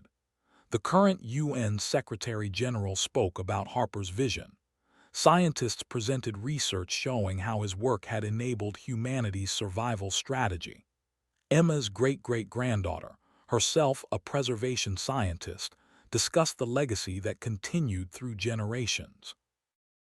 When it came time for Sylvaine to speak, she moved slowly to the platform. The crowd fell silent, knowing they were hearing from someone who had actually known Harper, who had worked beside him, who had held his hand as he died. James Harper was human, she began. Short-lived by my people's standards, aging rapidly, limited by biology that measured time in decades rather than centuries. But in his few years, he accomplished what many of my long-lived species never manage. He built something that outlasted him. She gestured to the biodome around them, to the thriving ecosystems that represented hundreds of preserved species.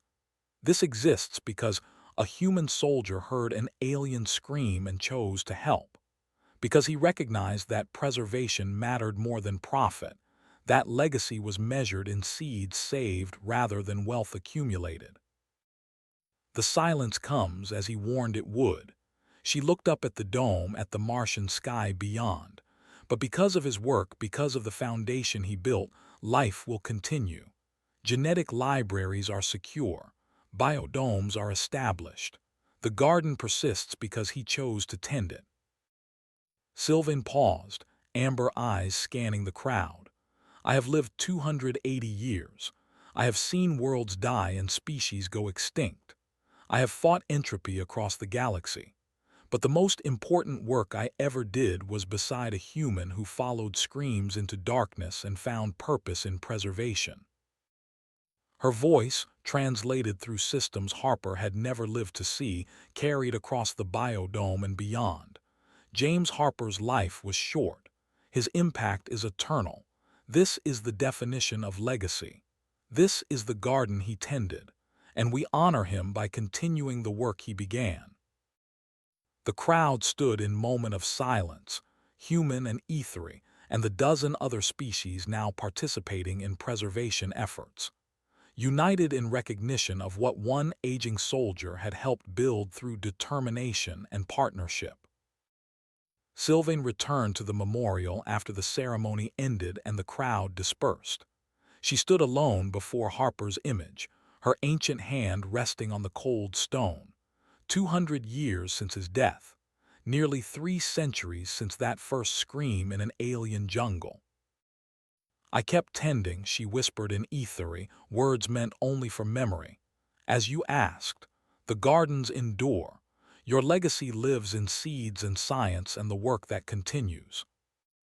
Around her, the biodome breathed with life that Harper had helped preserve. Above her, the Martian sky sheltered ecosystems he had fought to establish. Across the solar system, genetic repositories held species he had pulled from collapsed archives and dying worlds. The silence came, as predicted, as inevitable. But when it reached Earth's solar system and began its patient work of erasure, it found life had learned to persist, had learned to preserve, had learned the lesson that James Harper and Sylvaine had taught through decades of partnership. Some bonds transcended species and time. Some gardens never truly died. Some legacies echoed across centuries in seeds saved and work continued. The scream in the darkness had led to light that would burn long after both the screamer and the rescuer had passed into memory. This was the garden eternal. This was the work that mattered. This was what two beings from different worlds had built together, tending life one sample at a time, one world at a time, one generation at a time. Harper would never know the full scope of what he had started, but his hands had planted seeds that were still growing 200 years after those hands had stilled. This was legacy. This was meaning. This was what made short lives matter across the long arc of cosmic time. Sylvaine stood before his memorial as the Martian sun set, painting the biodome in colors Harper would have recognized from Montana. And in the living garden around her, in the work that continued, in the seeds that persisted, his presence remained. Not gone, just transformed. Energy returned to the cycle he had spent his final years preserving. This was not ending. This was what he had lived for, what he had died knowing. The garden eternal, tended by those who followed screams into darkness and found light worth saving.